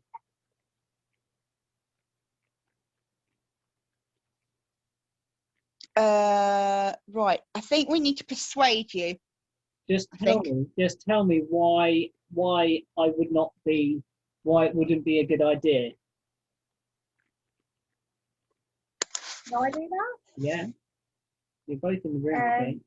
Because I have promised these people that I will get them out of here alive. Mhm. And if you go and talk to And there's now. in charge, that will never happen. He won't just kill us, he will kill you as well. Kill me? Yes. Why would he ever kill me? Elf? Lots of Well, we've actually he would kill you because he would find out that you were part of a. He would think you were a part of a mutiny. We've got 4 of the members of the crew on board as far as helping us escape, and there's 4 of us from the cage, so that's 8, and the elephant man Yeah. and and Dragon Boy, that makes 10. So there's actually 10 of us now that are now prepared to work together to leave the ship. So you would be on the losing side because there's only the captain, his first mates, and you who don't want us to leave the ship. So I think it'd be in your to your advantage to actually join with us rather than side with the captain. But I didn't. I'm not part of the. I see what you mean. What's the plan then? If we're going to get out of here and be alive, and I value alive very much. Where do we go from here? How much when I open the gate? The gate isn't locked. The cage. The cage isn't locked. So I can just open the cage and let the wolf and the dog out. You can't find. The elf can see that the cage isn't locked, but you can't see anything like Okay, so can I feel my way around the cage trying to find the way to open? Popeye, stop fighting with the boar wolves. that. There's another way. you could do that, but yes, you can write. You can roll a dex. You can roll a dex. Roll a dex. Hold on. I think one of the dogs is scuffed. Oh, Ah. oh, Nice. right in my direction. I'm just like, I can't breathe. I cannot breathe. Pop by, go and lay down. Come on.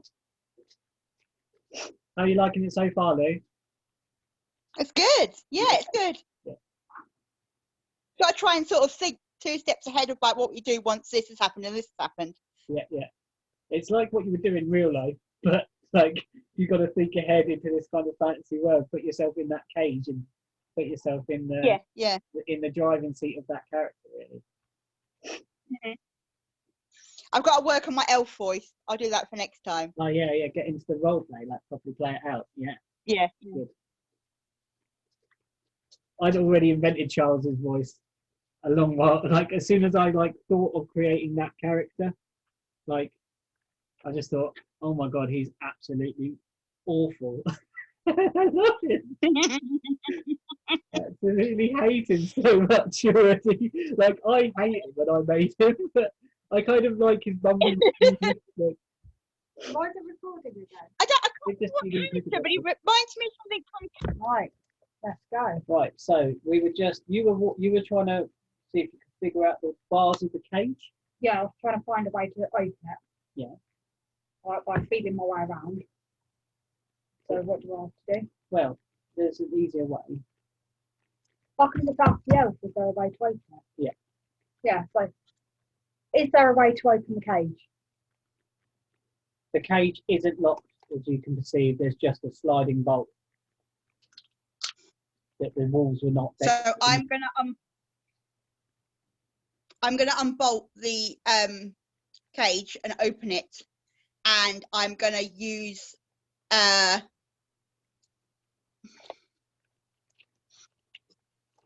nature to find out more about the dog and the wolf.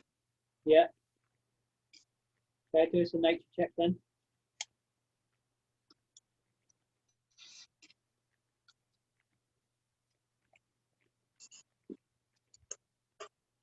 Rolling. Still rolling.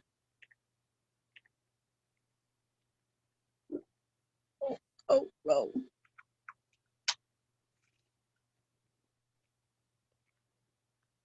Ten. Can I get anything with 10? You know that the wolf is just a wolf. Sorry, you know that the smaller dog is like a street dog, but hardened and looks very tough despite its malnutrition. Mm-hmm. And the larger wolf, you just see it as a large wolf. But you hadn't Right. for what it might be. I think it might be a direwolf. You'd be thinking, right, it is a direwolf. So the wolves and the dog, the wolf and the dog comes out of the cage and pads over towards you. Okay. Killian. And You almost and you and both of the beasts nuzzle your hand. Then you hear on the floor above you footsteps and hear shit from Parcel, who's upstairs. Oh, because he hasn't come downstairs yet. Yep. So I've got a dog and a wolf on either side of me. Yeah. Have we got our pack? You have managed to get yourself to rest. Yeah, your armor. You've got weapons. Yeah. Okay, so And this deck is unguarded from. Remember, it's only the deck above that's guarded, boarded from spells, but above the deck is it's not guarded. It's not guarded from instruments, but from spells. okay, so can I shout? Well, I'm going to shout out, take arms. Okay. So we all get our weapons Everyone gets ready. and kind of brace ourselves Yeah. near the bottom of the door. Just here. Yeah, near the bottom of the stairs. Yeah. And I am going to cast.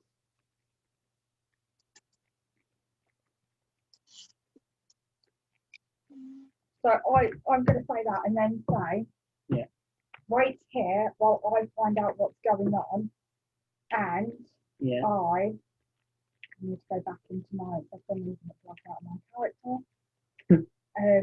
It's gone straight back to the home page. Popeye, get on your bed, please. So I am then going to cast Shield. Yeah. Which on who? On yourself? on me, I can only cast it on me. I think you cast it on anyone too, No, but you have to touch me. I think no. you remember how you spelled you've got to cast it. What about shielding you and the dog and the wolf? And having one of them either side of you. You do that? Here's and protect you. One reaction. You can only do it as a reaction for Oh. someone hitting you. Down. So I can't. Right, okay. So I say to everybody, stay down here. I'm going to go up and see what's happened. Okay. So I make my way up the stairs. Well, before you go,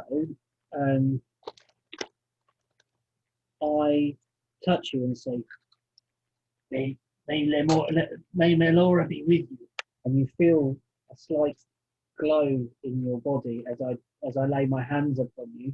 And you can add an extra can roll a d4 and add the number rolled to one ability check of its choice. It can Okay. roll the die before or after making the ability check. Okay. So you get an extra d4 and an ability check. Okay. Yeah, so I make my way up the stairs. Are you coming straight out or are you... I'm going to just kind of.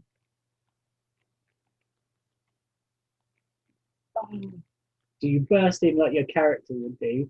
Yeah, Or do you sneak in? no, I am going to burst out like guns blazing. Okay. Well, not guns, more like mouth blazing with ice, ready to kind of take on whatever happens. You burst up through the hatch. You actually jump up through the hatch and land on the floor, bellowing. And you see the two other slaves that didn't turn, and Gegni. And Gegni has Harsel with a knife to his throat. Shit, man, that's my boy. All right. Is it still me or is it? What do you do, Sariel? You hear this roar, and you hear Harsel shout out, I'm sorry, Killian. I didn't see him coming. What do you do, Sariel?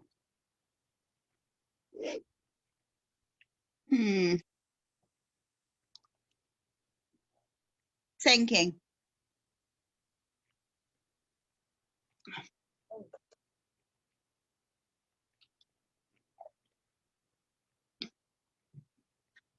I am going to attack them with my magic stone. Can I use my magic stone? You'd have to find a stone to do that. No. You want a ship, so you're very unlikely to be able to. I want to no stones. No stone. Are you jumping up through the hatch as well? Are you coming up through the hatch into the room? That could be your move action.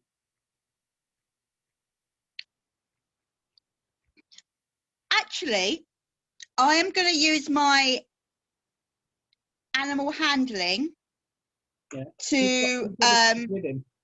to get the wolf and the dog to come and help me attack. Okay. Go on and roll on animal handling.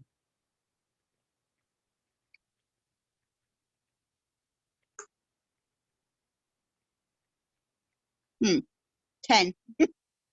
then they're already quite persuaded already by Killian, so they're willing to go with you up the ladder. So you boost them up. Mhm. The dire wolf, the wolf, and yourself burst out into the room, and Charles is saying, Charles says, well, he said to stay here, but I'm not staying here alone. Come on, let's go. And he follows his way up. So now I need you all to roll for initiative. So up the top of your Roll what? initiative. It's above everything. It's on the grey bar across the top. Oh, Yeah, Initiative. yeah. It's next to you. It's just below. Oh, I found it. Yeah, it'll be below your health. It's just below proficiency. Yeah, yeah. It says initiative. You got it? Yeah, rolling it.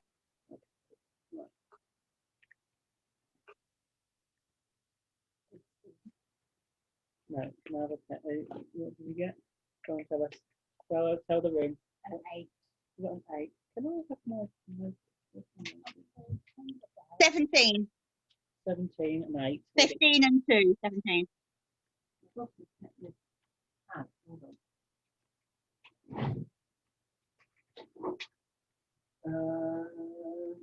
What do you do?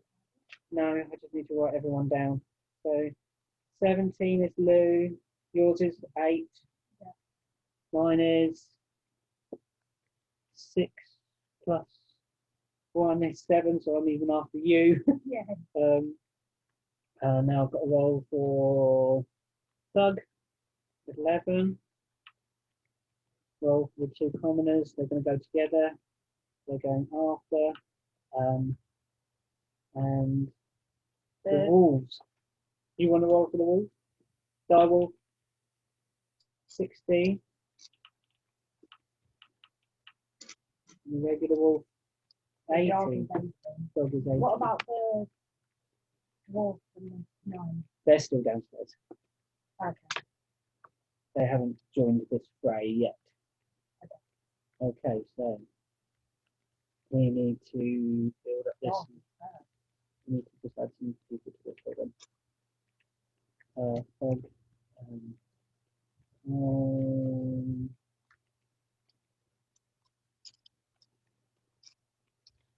goodness sake.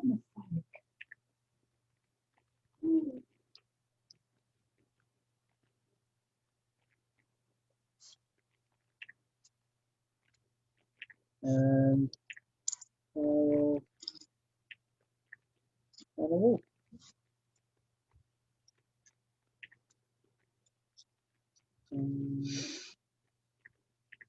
Okay, right, here we go. So in that round, that was 17 from Sariel, Dog. 16 was the direwolf.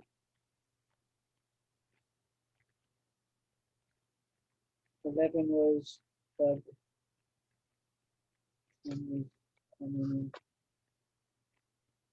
was Killian, and then Charles last, of course.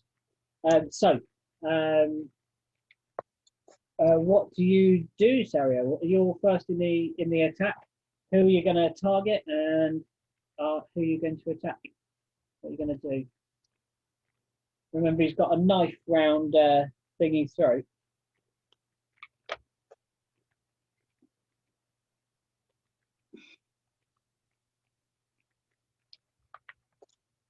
Yeah, I need to try and get the. I want to try and get the knife off thingy's throat. Yeah. Before anything else.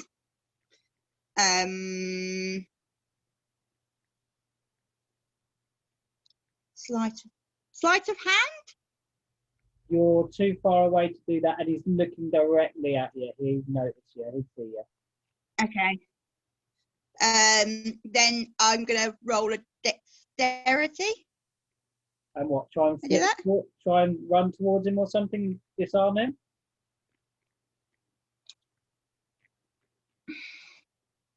I'm trying to remember all the different things I can do. You can straight out attack him. You can try and shoot him with something if you've got a ranged weapon. of some sort. You could probably move up and attack him, but his next move would probably be to slit Thingy's throat. Castle's throat.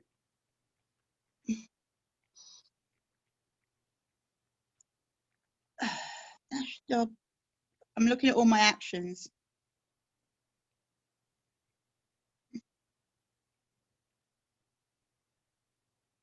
Can't use a stone. My fire is dangerous to use. I've got my scimitar. So we're now back up in this one then. Yeah, it's warded. It's warded against damage. For spell damage. Yeah. Physical damage.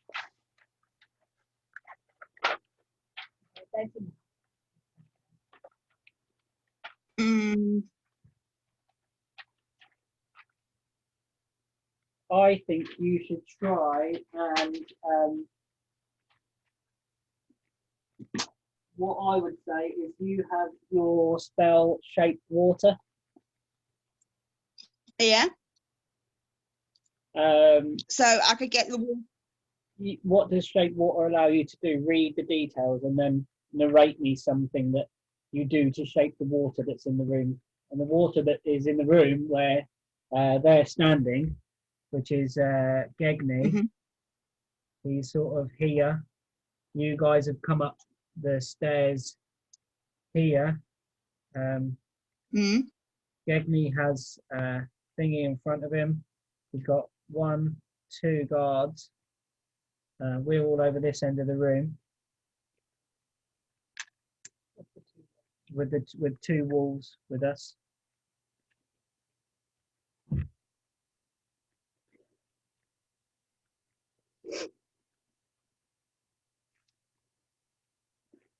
Come on.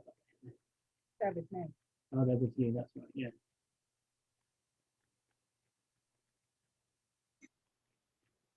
Right. Instantaneously move or otherwise change the flow of water as you direct up to 5 feet in any direction. This movement doesn't have enough force to cause damage. Okay. You can freeze the water providing there's no creature in it. Water unfreezes in an hour. Okay. So I can't freeze water around a person, but I can like freeze it. What's the range? What's the range of that spell then? 5 feet. Oh, no, sorry. 30 foot by 5 foot. Yeah, you can cast it from 30 feet away, yeah. But you can move the water 5 feet. Yeah. Yeah. Okay, yeah. No, she's 30 feet away. She can cast it on water 30 feet away and move it 5 feet. Yeah, so the water's here. The water. That's how. There's other water in the room. Oh. Yeah. What water is there in the room then? There's water in the gullies, isn't there? Yeah, there is water in the gullies. Yeah. So I'm going to get the piss water. Yeah. And I'm going to move it to knock the knife out of Thingy Bob's hand, away from his neck. You put your hand out and hold it above the sickly, stinking urine on the floor, and it rises up in an arc either side of Gegni, and his eyes are fixed on you. He doesn't notice in the gutter beside him these 2 pillars of water come up. The 2 commoners back away slightly from him, and as they come up, as these 2 pillars come up, you close your hands together, and these jets of water smash into either side of Gegni, and urine and feces are all splashed in his face. He chokes and he drops the knife, he releases the knife trying to clear his face from this putrid fluid, and Harsel stumbles away a few steps and is sort of clear of Gegni. He wipes the stuff from his face. He says, "All right, you're for it now." It's the direwolf's turn. Oh. What are they going to do? So, do you want me to control them, or do you want to control them? Well, they're not under my control. They trust me, but they're not under my control. Okay. So he's going to Because try. I'm when a dog never listens to me anyway. Okay. We're gonna roll. The direwolf is going to do its bad attack. It's going to go for. It's going to go for the one that was most threatening behaviour. So it's going to go for Gegni. 18 plus 5. 19 plus 5. 19 plus 5 straight through Gegni's armor. I think he's got an armor class of 11. Yep. And then it does. Do you want to do the damage? You can roll for the damage if you want. What die? 2d6 plus 3. Yeah. And then roll them. 5 plus 3, 8. Yeah, 5 plus 3 is 8. Yeah, that's cool. Yeah, so 32.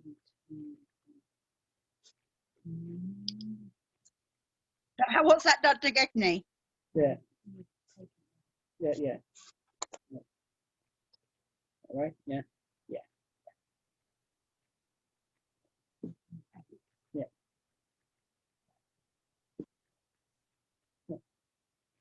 Oh, yeah. Okay, yeah, that was against Gegni. Now it's the regular. No, now it's the regular wolf. So the wolf roll for the wolf attack. 17. So that's going to get forward straight away. I don't know what the wolf fight attack is. Hold on. Is Gegni dead, or is Gegni mortally wounded, or what's going on with Gegni? He takes the bite and pushes the wolf away. He holds his shoulder. It was a mighty bite, but he's still standing and wielding the knife. No, he dropped the knife. No, Drop the knife. He didn't drop the knife. He nearly dropped the knife, but he pushed thingy away instead. Ah, okay. I thought he dropped it. I thought he dropped it. No, he didn't drop it. I thought you said he dropped No, it was going to make him drop it, and then I was like, he fumbles his knife. it. Ah. Oh, I've got this one. So you've gone through his armor, and now you've got to roll for his damage. It is. I'm just finding out. Who's the regular wolf attacking? 2d4 plus 2. Who's the regular wolf attacking? I missed that bit. They're both fighting Gegni. So 10. Oh, okay. Yeah. Gegni is still standing after having a wolf and a dire wolf bag him. Gegni is obviously going to go for the thing that is attacking him most, and probably the last thing that went for him was the biggest thing that's threatening to him is the dire wolf. So he's gonna hack in on the dire wolf. So he does. One. 1 plus 4, no, but he does get multi-attack. So Okay. 2, no, he absolutely misses. The wounds are in his arms are so painful and sore that he couldn't attack properly with the Nice. with the knife or the melee weapons that he has upon him, and he doesn't get a chance to get off a crossbow bolt. Obviously, he's just trying to slash away at the guys around him. Like a madman. Now we're going to just do a check on these guys. They've just seen their friends burst out. This wolf attack their boss. I'm going to see if they run or not. They run. So the other guys are backing away up to the back here. They're trying to get away from the wolf and critters that are all about. Can they make a ranged attack? They don't have any ranged attacks, I don't think, a regular commoner. So I don't think we can do anything. No, they've got to be within 5 feet. So they're not within 5 feet. So the wolves run up. They're about here. Now it is the turn of Killian. What do you do, Killian? Wait, he's still got knife. He's still armed with 2 weapons, actually. Okay. He pulled out a sickle. And a grappling. You try and wrestle him to the ground, or you can just try and kill him outright. It's up to you. He's pretty vicious. But this thing, the only things I've got are all. You can use your weapons. So if the weapons aren't magical, you can use your regular weapons in this room. So what have you got in your action? Yeah, you've got a quarterstaff. That's not magical. You're just going boop. It's just going booping with your quarterstaff. Yeah, that will automatically be calculated. So you can do you roll your hit dice, which is your +4. Try and take them out. You've probably got a melee weapon somewhere in there. Yeah, You've got another melee weapon. Another weapon. Just start with anything else. Yeah, no, yeah, you can dagger him. Yeah, so you can roll 1. So if you go, now you've got that dagger arm. So you can do 1 dagger attack and 1 quarterstaff attack. Yeah, so shall I do that? Yeah, so you're going to run up to him and you're going to, which are you going to do first? Are you going to? I said I was going to grapple him, but now. Yeah. You can do damage in this room. You just can't do any magical spell to get this out. Okay, so I'm going to bop him with my quarterstaff and try and get him some dagger. Okay, roll to roll to hit first. So that one. Oh, wait a minute. Oh my gosh, absolutely smashed him over the head with a 22, and then the damage. So your single weapon, so you're only 1 hand wielding, so you click the top one. Yeah. The 2 hand wielding, you use the other one. So he takes another 2 bludgeoning, 2 plus 4, so he's got another 4 off. Yep. Yeah. He's still standing. He's looking pretty miserable though. So now you do your dagger attack. You've got 2 weapons fighting. No. 6. You don't pierce his armor, I'm afraid, on that one. Okay, now it's Charles Irwin's turn. Oh dear. I've got So, no idea. Charlie Boy is going to cast. I'm still trying to get to grips. Oh, we can't cast that. No.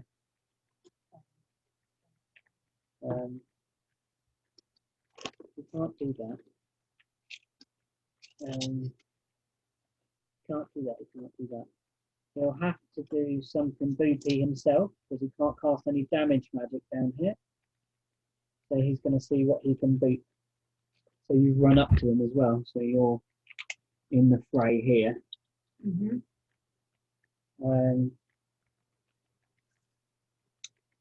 I'm going to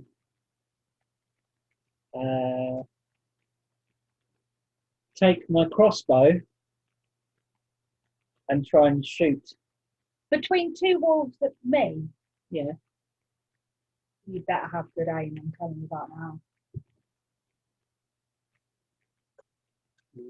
So here we go. Rolling the dice and firing my crossbow. Super slow. I should have just rolled my normal dice. Yeah, why didn't you do that? Because I've done it now. Now I'm determined just to let my my super slow dice roll and go clock. What is it doing? Come on. You're rolling. It's so slow, babe. Look, you've got to be patient with these things.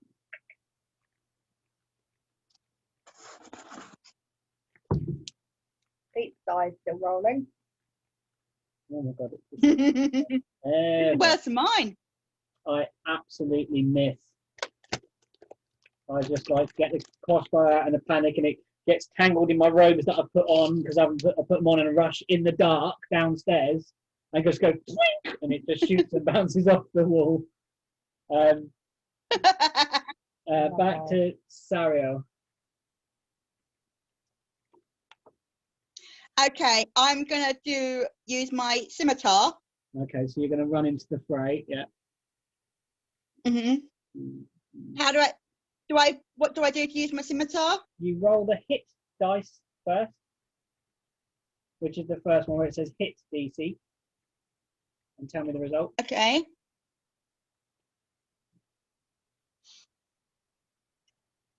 There's a lot of dog park down there. Boing. Boing. Boing. Oh my god, come on. Has it hit you yet? I think it's this one, Kate, on this side. 24. Yeah. What was the natural score? So I've got a B, so it's a natural 20. That That's means 4. that's fantastic. That means you do actually double the damage. So you now roll your damage dice twice. So roll it once and tell me what it gets, and then roll it again. Okay.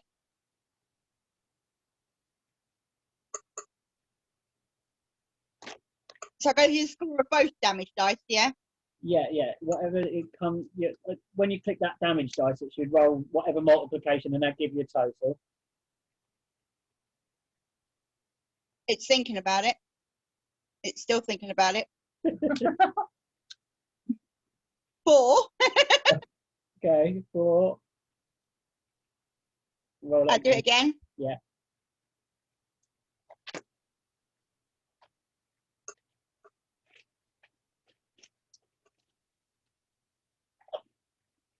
Even Lou's like, I'm starting on the chocolate. This die is taking too long.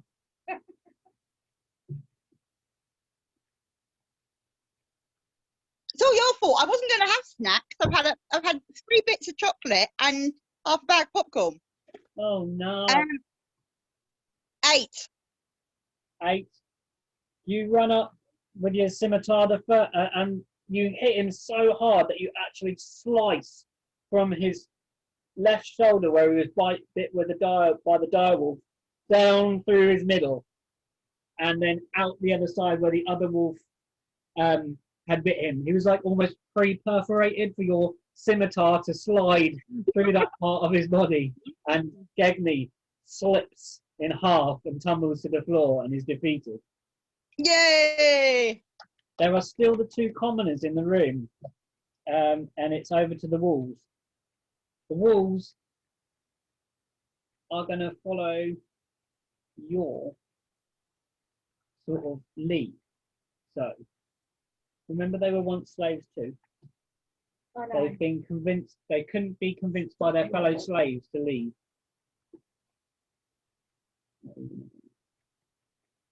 So, can I walk up to them? Yeah. And just kind of fling my staff on my shoulder? Yeah.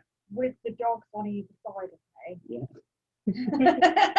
Yeah. It's like a white dragon boy here. Like, Yeah. and, Half dragon, like icy breath coming out, is it? You've got yeah, ice breath? kind of like, you know, Like dry ice, smoke ice coming out of your coming out mouth, of my mouth. quarterstaff on your shoulder. And I just roll up to him, and I just go, "Can you be persuaded to leave now?"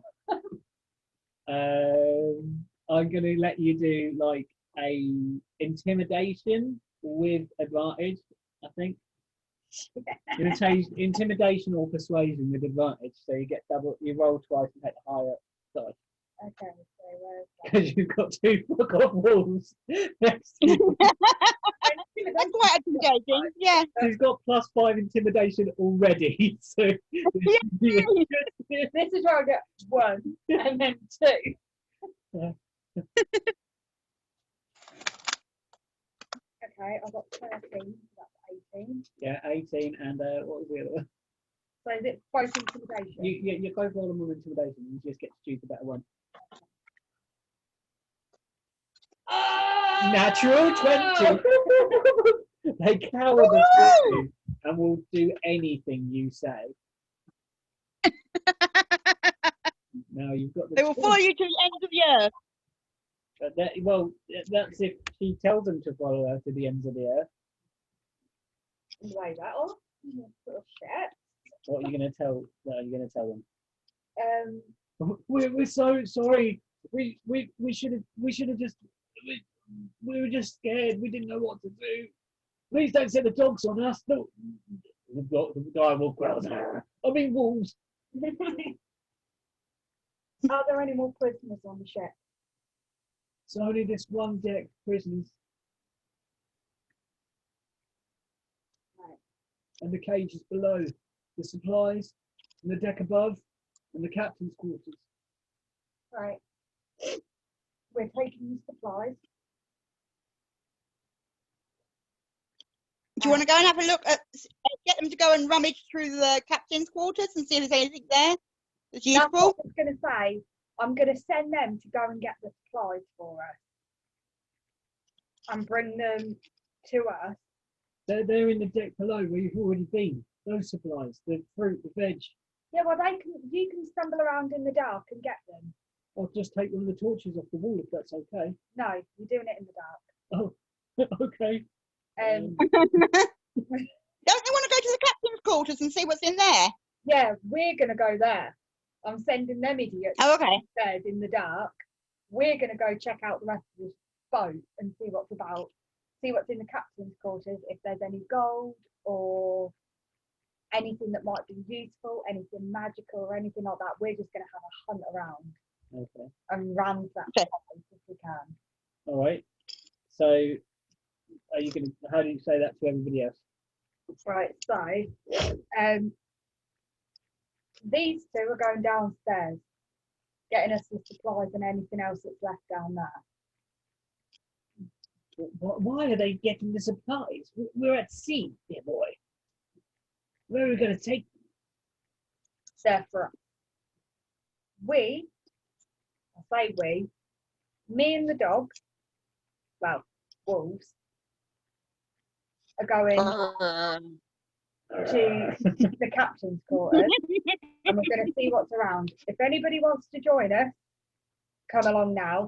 If not, stay here. Well, you might need some help. I'll come with you. Oh. You coming I'll out? come with you. Cool. Yeah, I'm coming with you. So So I'm like, you coming, Elfie?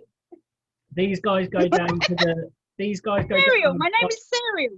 wrecking round with the stuff downstairs. And you make your Gegni snuffed it, and you guys. Is he coming with you? Are you shouting at? Yeah, I think well, it's up to him. If he wants to come as well, he can come as well. But I'm feeling a little shaky. If that's all right, Captain, I'm gonna stay. I'm gonna stay here, boss. If that's all right. I'll you rest. Yeah, I'll help help with the stuff up the stairs. I might take down a torch. Can I take a torch down? Yeah, that's fine. Okay. Straight next to me. So you come up the steps here onto the deck of the ship. You were going up first. You had your two wolves. And I was following. You stand on the deck and it is just coming dawn. There is no one on the deck apart from as the four slaves that were with you are down below in the deck below.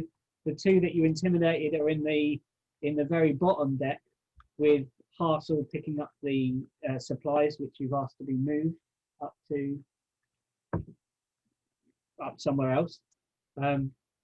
You Up to here so that we can distribute them between all of us, so we've all got extra supplies. you're going to share it out with everybody. Yeah. Okay, so Because of some of us haven't been fed for days, yeah, we're probably all absolutely ravenous, and we've just had to break out and kill somebody to get our freedom, and we're not even off the bleeding boat yet. okay. So We you need our energy back. you walk up. Behind you, there is a raised platform that goes towards the prow of the ship. Then there's a deck that's flat in front of you with a large mast that runs across. As you look up into the dawning twilight, you see a crow's nest up above. You can see that there is rigging to climb up to that crow's nest at the centre, mast. Towards the back, you also see another raised platform with a secondary mast above it, where the wheel of the ship is. It's locked in place at the moment, so you're on a steady course. And you see a door in the bottom of that with an elaborate panel on it of stained glass. So we've got options here. I don't know what you're thinking. Because remember, the captain is still not accounted for yet. You don't see him on deck. The captain's still not accounted for. Right, so we need to go. Right, so I think someone should go up to the crow's nest and try and get our bearings of where we are. Mm. And the rest of us should go to the captain's quarters, because if he's not on deck and he wasn't down below, he's got to be somewhere. Right. Okay, yeah, we need to, yeah, because it was only Gedney we killed, wasn't it? Yeah, the captain wasn't found. The captain hasn't been seen. So I'm thinking, if we send somebody up to the crow's nest just to kind of see where we are, get our bearings, so we know like roughly where we are ish. Mm-hmm. Who's the best character for like perception? Like seeing where we are? So you'd need dark vision would be a bonus to this kind of place, or maybe nature, or your like insight to kind of know what's going on. So you've got a couple of options there to kind of have a check. Right. Can I use my I'm going to go and use my dark vision. I'm going to go up the crow's nest. Yeah. And I'm going to do a nature check. Yeah, because of the twilight hour, I'm going to give you advantage on that. So that means you get to roll your dice twice and take the better of them. Okay. So twice for nature, yeah? Yeah. And you get to choose the better. You get to take the better result. Okay. Bring on my regular D20 then. I don't know, you have it. I did. Is it? What have you done with it?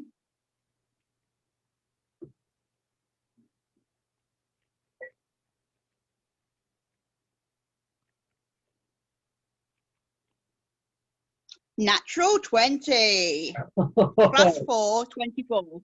Yeah. Even though it's I can't get any higher, can I?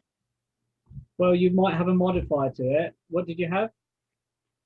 She got a natural 20. Natural 20 plus 4. Yeah, that's about the highest you're going to get without any. You might gain a magical artifact later on that could give you something that's another plus to that later on, like an eyeglass or something like that might help you in certain situations.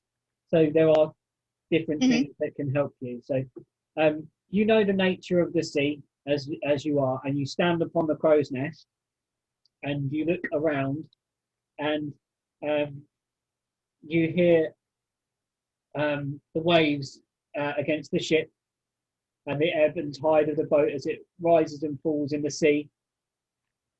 You think to your left and right, you might just be able to see land in either direction. And you look to the stars and you can see that there is a guide star. And you know that from your nature from living on Earl. And that guide star, as it's called, is the polar north. And you seem to be sailing straight towards the polar north. But there's land to the west and the east of us. Yeah, you're might be sailing in some sort of straits or something like that, but it's very, very, very far off. A few days sail in either direction. Right. Okay. But we need to choose which way to sail if we wanted to get to land. Yeah. Okay.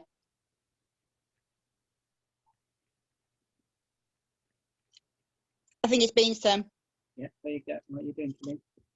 Oh, it's my turn. Mhm. So I- you've gone up the crow's nest. So there is actually even a crow's nest page Oh, because I'm that sad. oh, I got Christmas page. I'm up there. Right, and then we're going into the captain's course. And I say, my dear friend, may I suggest it might not be your thing, but a certain element of tact on entering this room. We don't know what's inside that door. Well, do you want to go first? I'm not suggesting I go first. I'm suggesting we all go.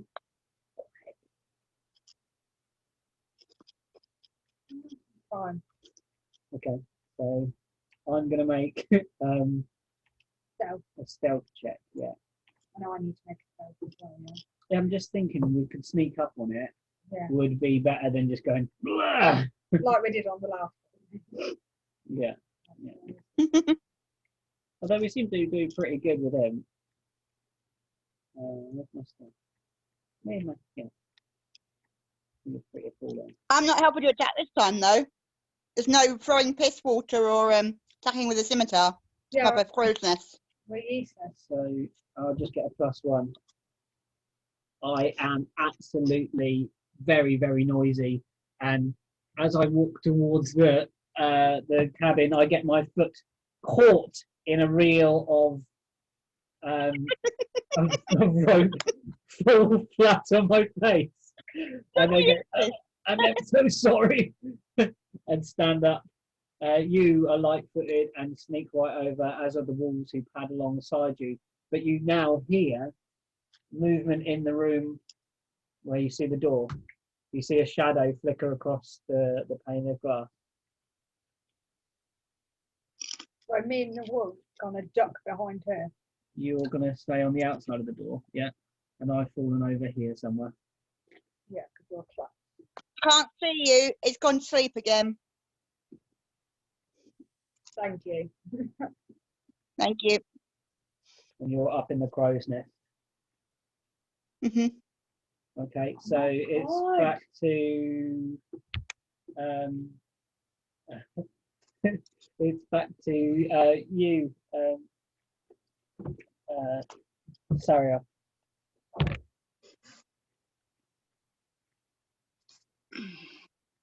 Actually makes me want to be.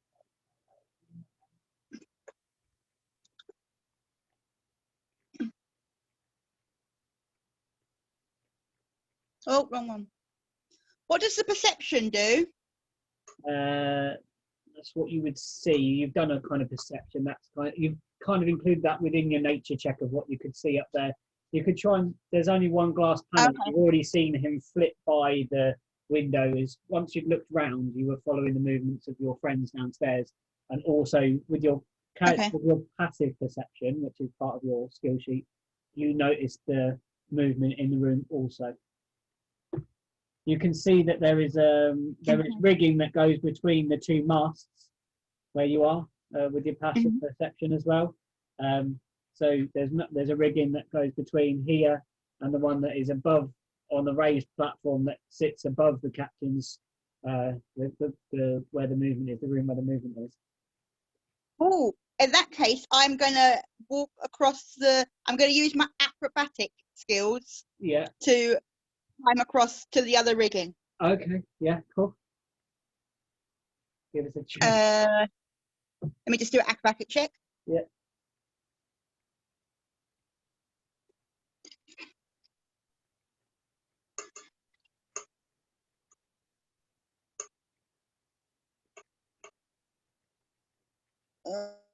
Still rolling.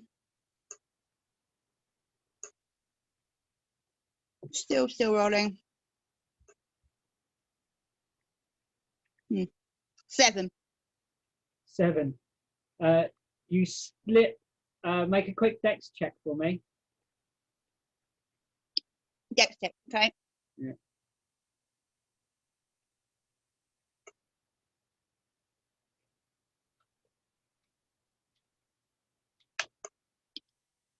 Still rolling. Oh, oh, oh.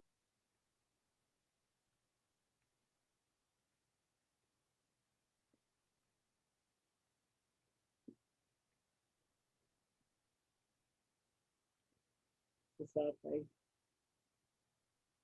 6. Okay, you slip, you try and grab the rope, but this you're not dexterous enough, and you fall to the deck below. Take another 2 hit points, please. I'm the only one that's been damaged so far. Yeah, but always through your own misdoings. You haven't actually had anyone hit you. You've just No, You've been sick and now you've I've just been really clumsy. yeah, you just felt a little bit poorly, and then you've fallen off some rigging. Okay, so I stand up and I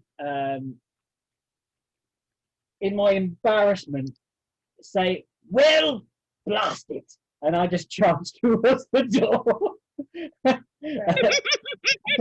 and I burst into the door. At which point I look at you and I'm like,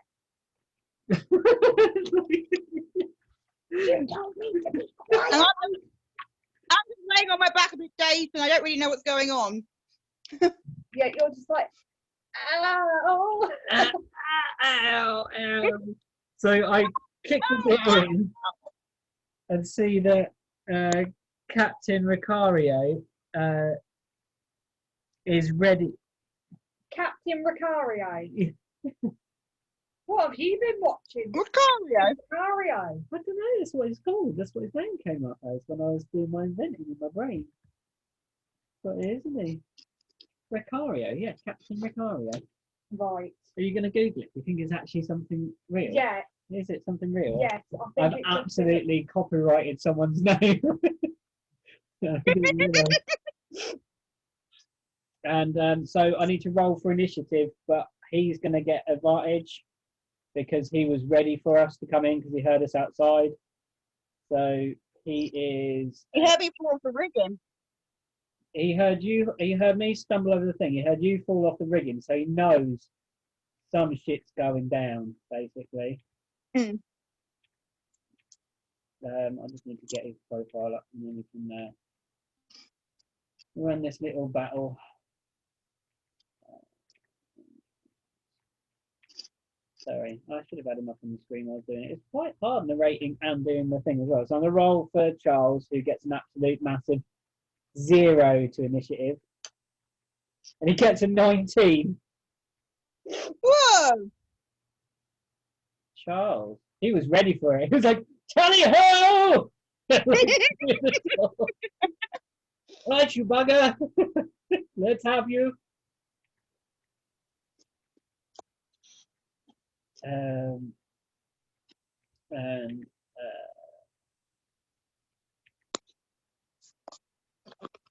he is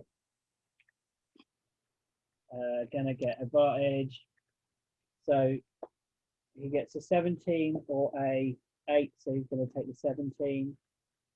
17. Can you guys roll for your initiative, please, as well? I'll roll for the wolves.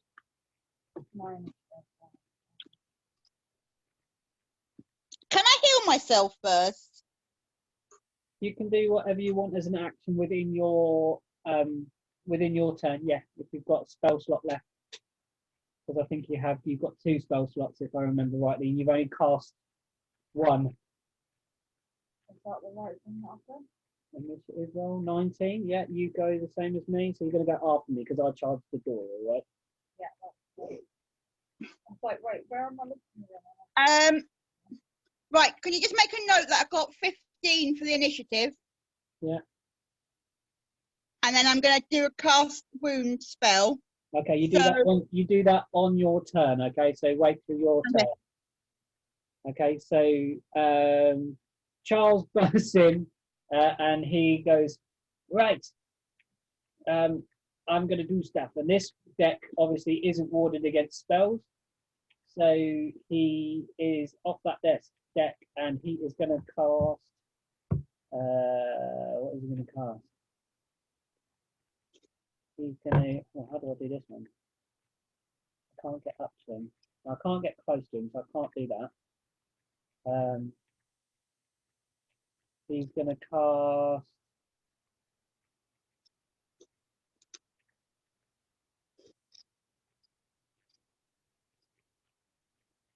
Not that. He's gonna get you guys as well.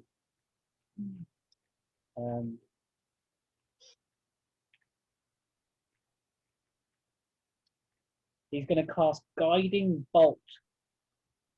Ooh, what's that? A flash of lightning streaks towards a creature of your choice within range. Makes a ranged attack spell against the target. On a hit, the target takes 4d6 damage. And the next attack roll made against this target before the end of the next turn has advantage, thanks to the mystical light that I leave glimmering around him. Awesome. Okay, so I've got to make a guiding bolt roll against a 15. We're doing it. Let's go. I clicked it on here because it felt like it. Come on, actually be useful, Charles. Like, this is what you're supposed to be good at. You are a cleric, for God's sake. Zap this guy. No, don't be a fool. Don't be a fool.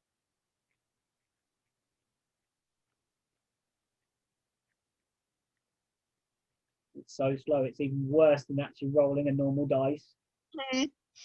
It's an 18, I think. Yay!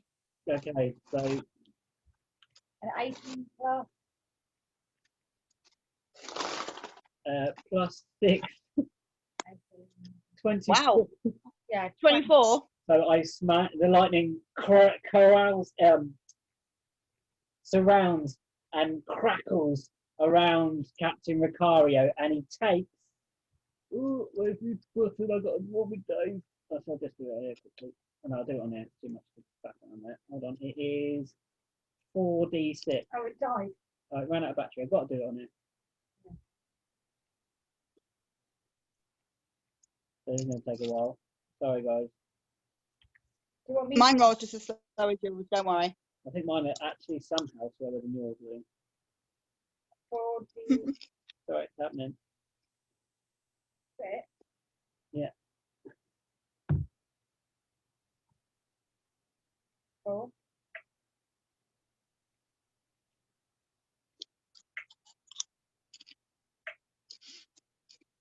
So you've got 4. Hold on, it's going. Right. Yeah, I've got a 6 on this one, by the looks of things. Let me have my 6. Six.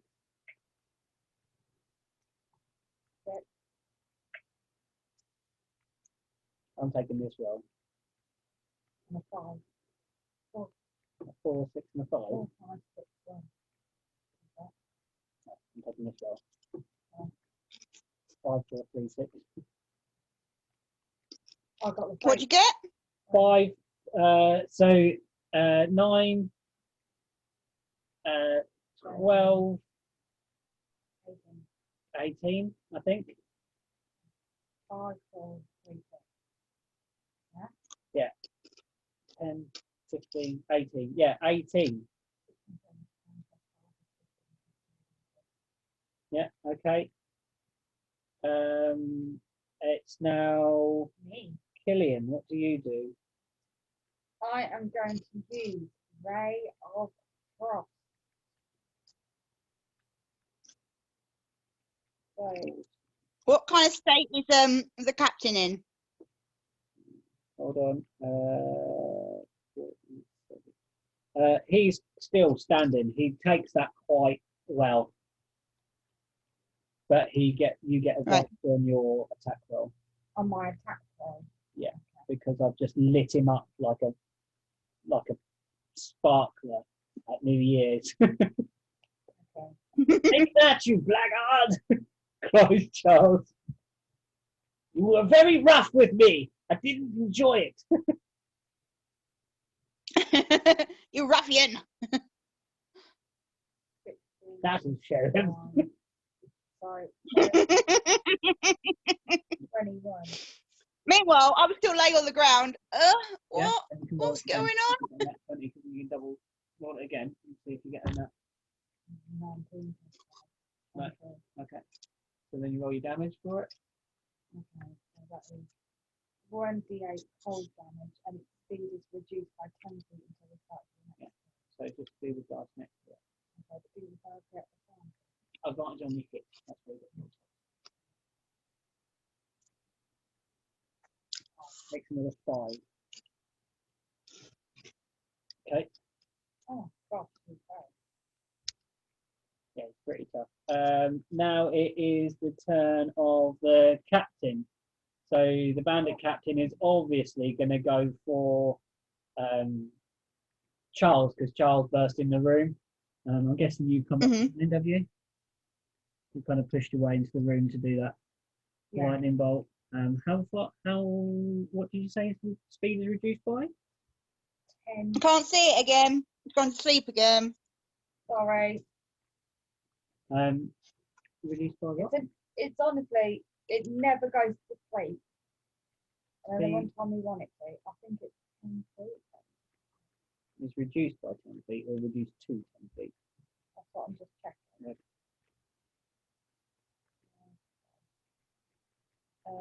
It's on a hit, it takes 28 cold damage, and its speed is reduced by 10 feet until the start of my next turn.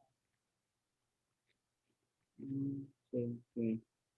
Yeah, he can still get to us. Bean, I can't hear you. So Captain Ricario, in a sheath of frost, makes his way forwards. The frost is cracking off his body, but he's still within range of getting to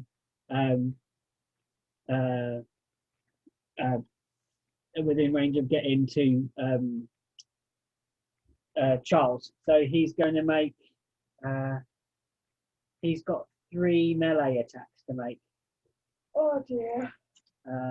So one with a scimitar, 11, and my armor class is actually no, 11 plus, what is it? Plus 5. 11 plus 5, 16. Nope.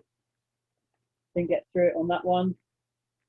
And then I guess it's 2 daggers, is it? 2 with its scimitar and 1 with its dagger. Okay. 4, no. Dagger, no. So he just runs up to Charles and goes, shoot, shoot, and looks into my face. So he did nothing to Charles. Just bounced off his armor. Now it's not your go, Sariel. Who said that? Sariel. I'm gonna. I feel I should attack. Or you, I would hit. How are you doing with your health there? Well, it's on 5, so I really should get myself a bit more well, shouldn't I? Really? Yeah, I would heal just in case. Well, you've got us 2 in front, so he's going to probably prioritise us. I'd maybe move up and then heal yourself, or heal yourself and move up, or move up then heal yourself. So you're like behind us. I'm gonna heal myself first. Yeah. So I press the cast button. Do I press the cast button? Yeah. Yes, and then I think it tells you what result. I think that one just happens, doesn't it? Is it heal wounds you've got or cure wounds? Cure wounds. Okay, that one just. I think that one just happens. You just touch. Oh no, you've got to roll the dice beside it. It says 1d8 plus 4. Do you see that? 1A. No, across from that, where it says effect. Oh, effect. 1d8 plus 3. Yeah, so click that, and it will roll how much you're healed by, and you can heal that back up. Okay.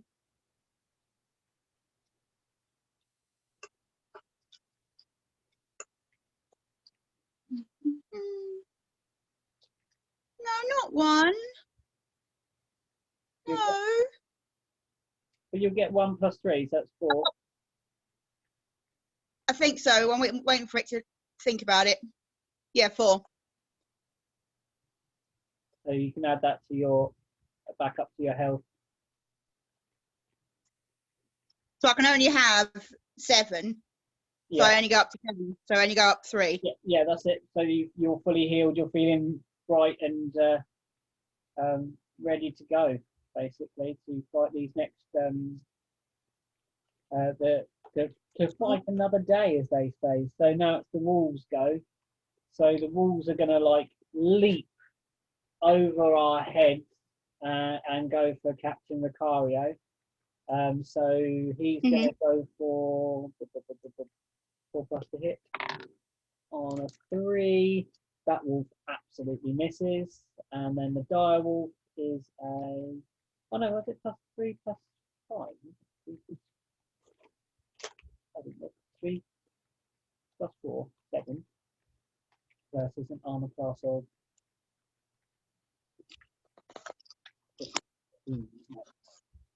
And then the dire wolf 13. I think he's going to make a bite.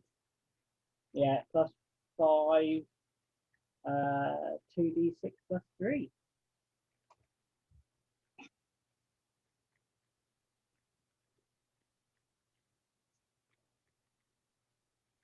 2d6. So, ba-bow. Takes another 5 damage. 5, 8. So that's 13.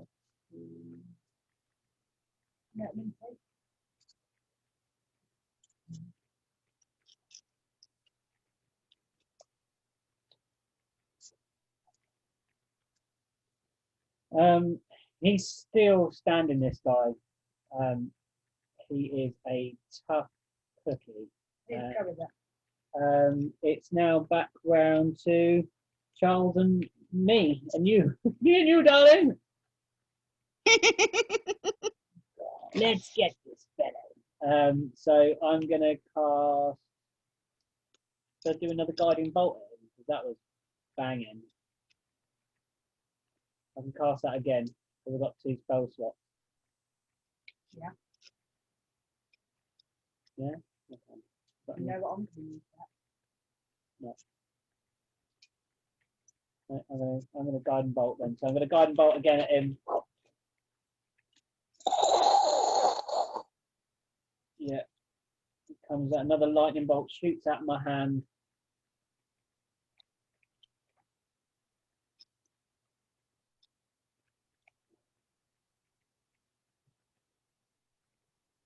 And it does when the blooming dice loads.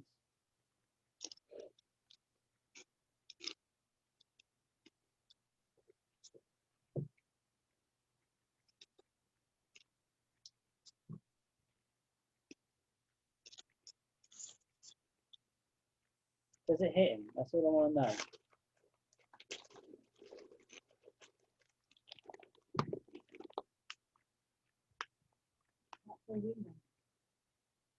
So slow.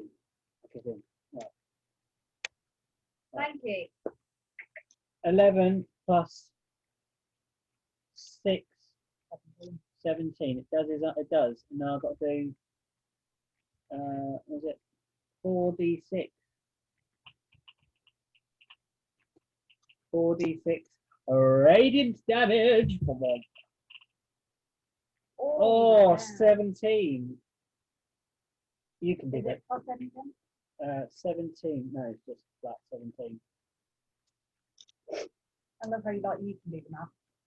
That's blinding my head. That did then. So yeah, that was another bolt of light hits him, and then you get to attack with advantage. Yeah. I'm doing black weapon. Okay, I'll do it.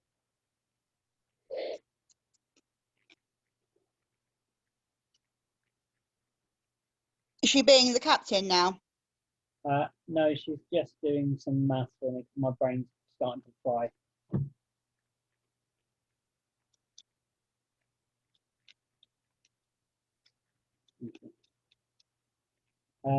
So breath weapon automatically hits. You just open your mouth and a gust of, what is it kind of damage? Frost. with yours. Yeah, and I get 11. 11 damage. Yep. Whoa, he's in the pan. It's 2d6. He's in the pan. So Killian opens his maw, and a gust of ice wind blasts out and slams into Captain Ricario, freezing him. Does it have any other effect? Like it slows him or anything like that? Or he's got to make a con save. Got to make a con save. Most make saving throw, the type of which is standing by your kind of Con DC 10. So he's got to get a 10 or more with a constitution of +2. He might make it, he might not get that damage. 11 +2. He made it. Didn't take the damage. Damn it. Good move, Dave. Well, saving. So determine the DC for this saving throw equals 8 plus your constitution modifier plus your proficiency bonus. Yeah, that'd be like -1 +2 or something like that. So yeah, yours will automatically be counted. So yeah, con 12. Con After 2. you do buff again. So you've had a long rest. Short, long rest. Yeah. Okay, so you then it's the captain. He's going to go again at the guy that's pounding him with damage. So he's going to make his multi-attack. He's going to roll to hit Charlie boy. So first one, natural 20. Woohoo! So then he's actually going to get 4 lots of damage. So that is, okay, so 1d6 + 3, 1, 2. 1d6. So takes 1 + 3, 4. Times 2, Takes 8 damage. He's down. Oh, He is down. Charles is down. Charles we lost Charles. He's Yeah. out for the count. He's passed out. So he's blacked out, Charles, from just this one swinging weapon. And then obviously he's got his multi-attack. You're within 5 feet. Yeah. So he's going to go for his. He's still got his second swipe with his scimitar and a dagger attack. So he can go against you, Killian. 3. No, not going to. What's your AC?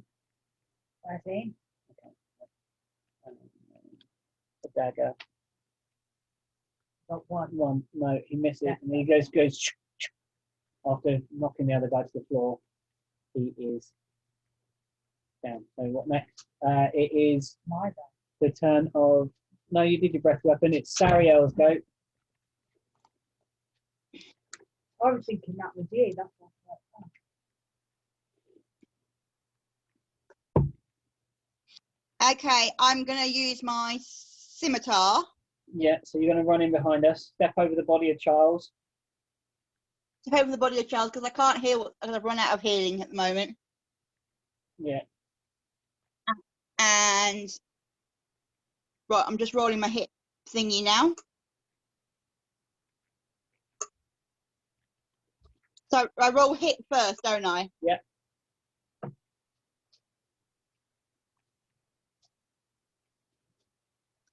Every now and then you just do 16 plus 4 is 20.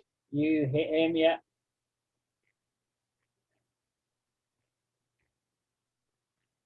And then damage, I'm just rolling now. Okay.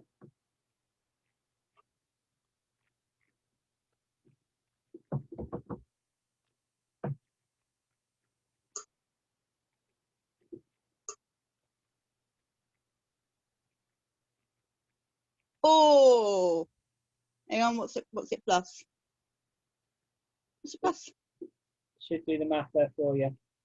Yeah, it's just thinking about it. Okay. 8. 8 damage. 8 damage. Cool. He's still standing, but he's very blooded. He's looking really, really rough. Now it's the wolves' turn. Throw at him. It's the wolves' turn now. So the wolves are going to go. First, regular wolf is going to go. Yeah, regular wolf's going to go first. So he's got to get above a 15 with a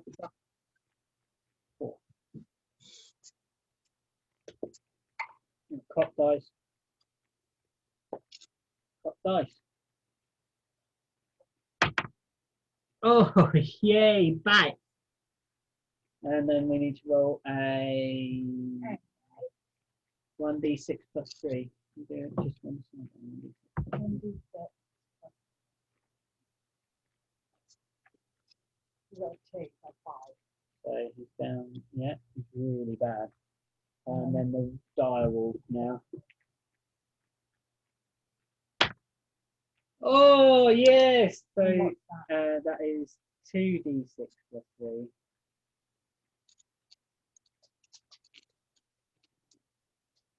Oh, that's 8. The dire wolf sinks his teeth right into Captain Ricario's throat, whose still sparks of electric are coming off the ends of his fingers. His boots are frosted, and he breathes his last as the dire wolf rips his throat out, gurgling blood splattering Ricario's throat. And finally, he's down. I need to make a death save.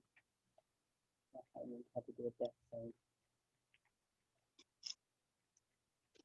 I like the creatures, they're good. Damage. Yeah. And that's it. So we're all that's dead. The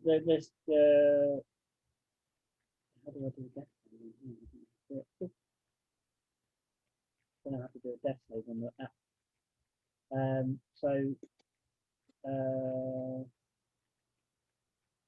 I've forgotten how to do a death save.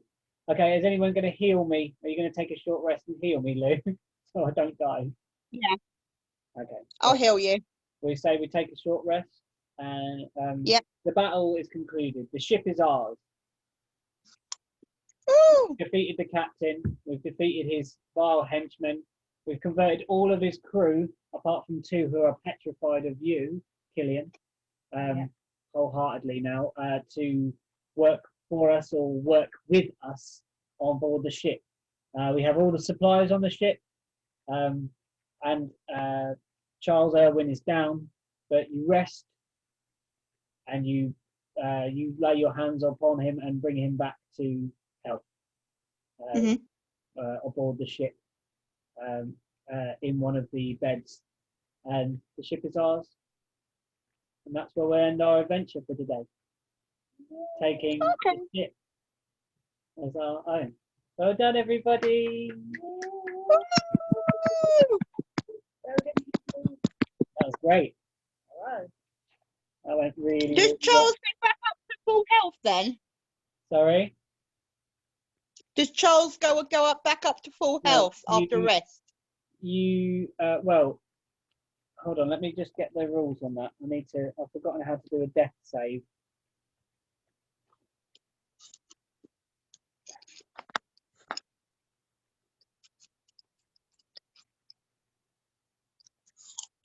Damage and healing 27. And there's not a button, obvious button for it on the site here, so.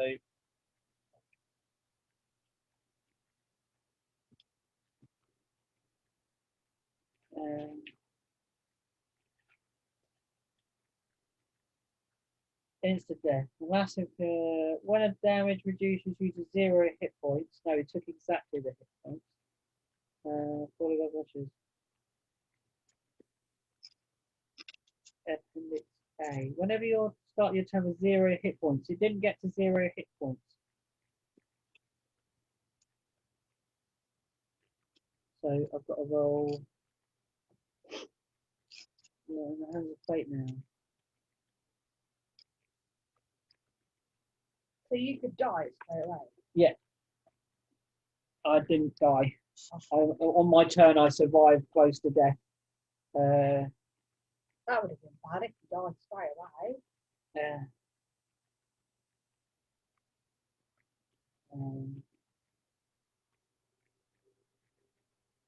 Okay, someone needs to do on me a medicine check, somebody please. Oh, what?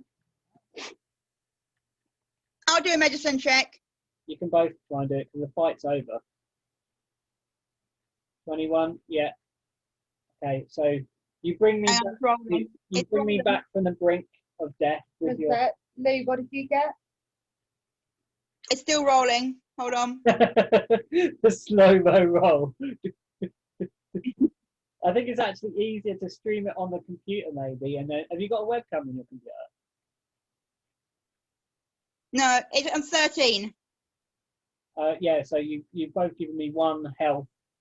That's what the medicine check does, and brings me back from the brink. We're all aboard the ship. We're all resting up in the bunks, and we're still sailing north at the moment till we decide where to go next. Or actually, so we know where we're going, let's choose where to go. Have a little quick discussion on where we go. Always west. Always west. Go west! I